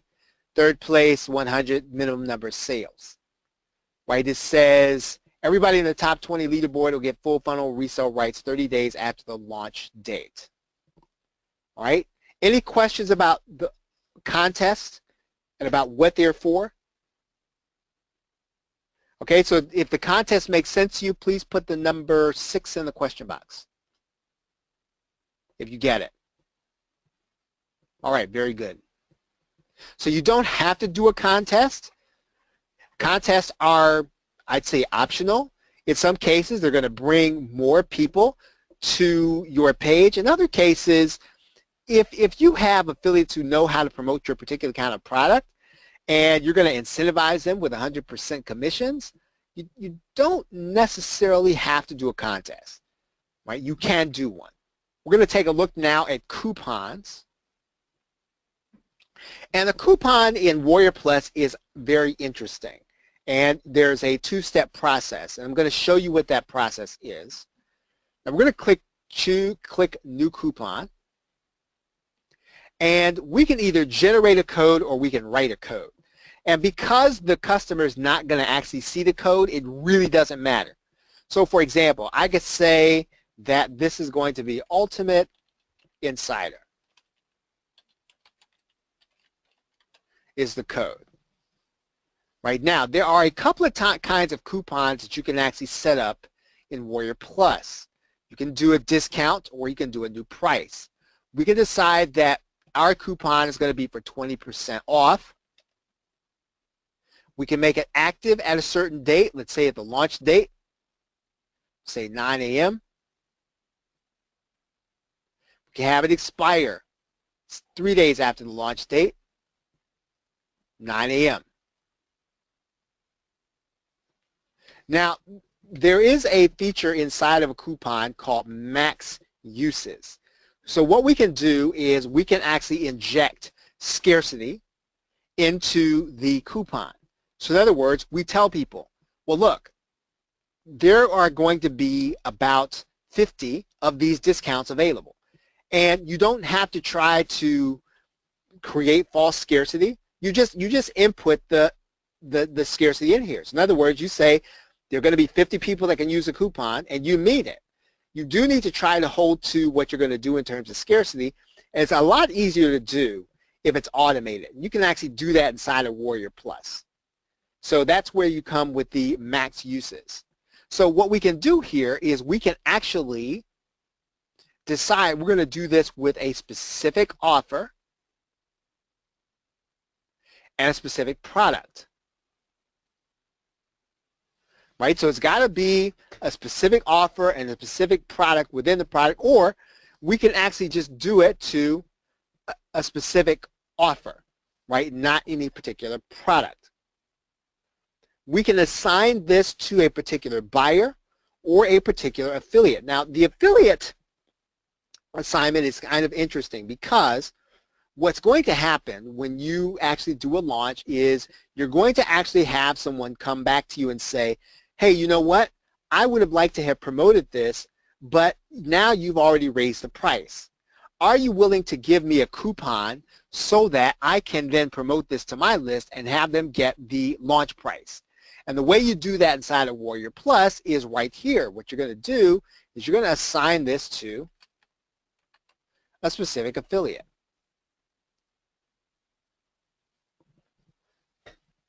Now what's going to happen is that we're going to save this coupon. But when this affiliate sends traffic to our sales page, their buyers are going to get 20% off, right? It's going to happen all automatically.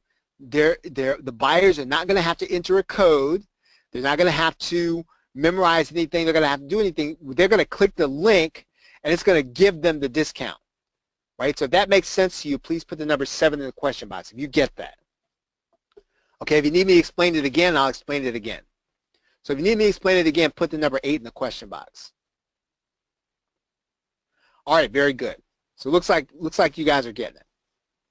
Okay, so when I save this coupon, that means then that only this affiliate is going to get the discount, only this one.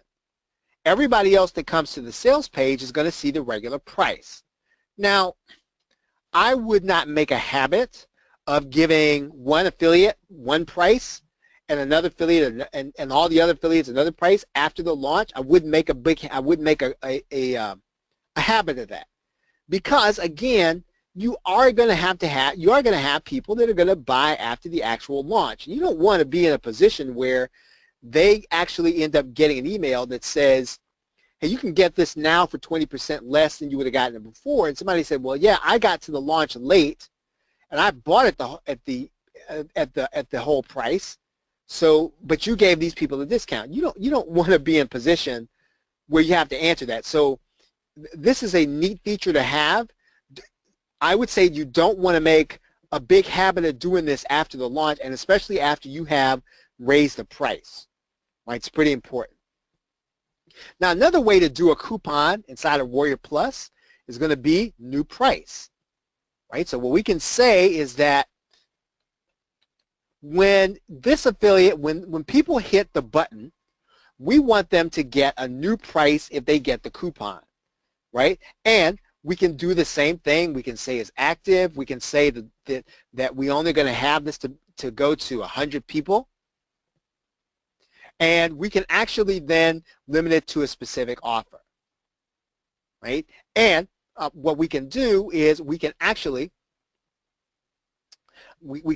set it up so that it doesn't necessarily have to go to any particular, let's say any particular affiliate. We can decide we want to give this to all of our new customers, right? All of our new customers, we want them to get the new price of $9.95. So what we're going to do, we're going to save this coupon, right? Okay, so let's see. We do have to do a specific product. Okay, so now we've had the coupon set up, Ultimate Insider. So now what we're going to do, and this is a little bit, this might be a little complicated, but let's go to this one. And what we're going to do is we would actually go and get the button code. And what we're going to do is we're actually going to get a tracking link. And let's see. Let's go back here. We're going to go back here for a second, and I'm going to create something specifically for this offer. So it's going to be inside of Product Launch Workshop and Minimalist Lifestyle. So there it is, Minimalist Lifestyle. All right. And we're going to say Insider or Workshop Test. We're going to make the new price $9.95 or $7, we'll say. We'll make it active as of now. And we're going to save this coupon. All right, so now what we're going to do is we're actually going to now get this particular code. We're going to go and get a tracking link. And what we're going to do is we're going to create a sub ID. And we're going to call this sub ID Workshop Page. We're going to click this little blue link. And then we're going to assign a coupon. And then there is our coupon that we just created. But what happens then is that the link that you're going to give people is going to be this one. Now again, I realize that that can be a little, there's some twists and turns in there, but you should be able to kind of follow what we did. We had to go in and create a coupon code, but we had to come back to the actual place where people are going to be clicking the link to actually put it so that they, when they click the button, they're going to get the actual price. Right? So once again, if you miss that, just watch this a couple of times. Again, it's not necessarily all that straightforward. It works very well, but you do have to understand the whole business about getting a tracking link in order to create a new link that you're going to actually have to give people in order for them to get the discount. Okay. Any questions so far? Any questions about what we've done so far? Any questions? Okay, so what I want to do now is I want to go to the custom commission rules.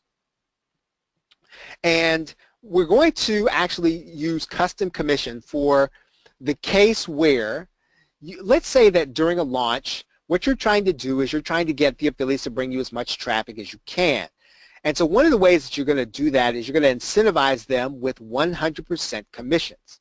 But after the launch, you don't necessarily want to give the affiliates a custom commission. And so you can determine that here in this commission rule. So you're going to click New Rule. You are going to say, I want a time-limited rule. I want it for a specific offer. Now, I can decide now that after there's a specific time that starts, I want to give a specific commission based on that timing, right? A specific one based on the timing, okay? Now, once the time ends, the rate is actually going to change back. So here's how you would actually do this. You would actually do something a little different when you create your offer. You would say then that the regular rate is going to be 50% for your affiliates, but from the time of the launch, the 4th at 9 p.m. through the 7th at 9 p.m.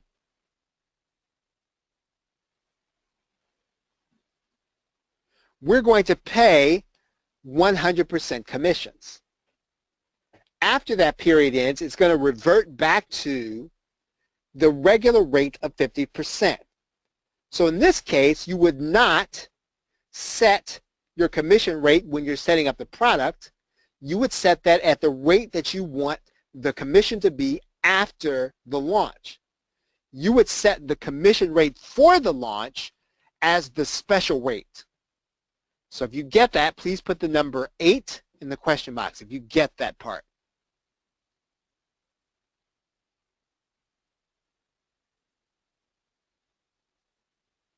Okay, so these are some things that are going to make your life a little easier when you are actually launching, especially if you're going to have a partner, especially if you want to make sure that your affiliates don't get cheated, especially if you want to make sure that you maximize your own profits during after the launch, right?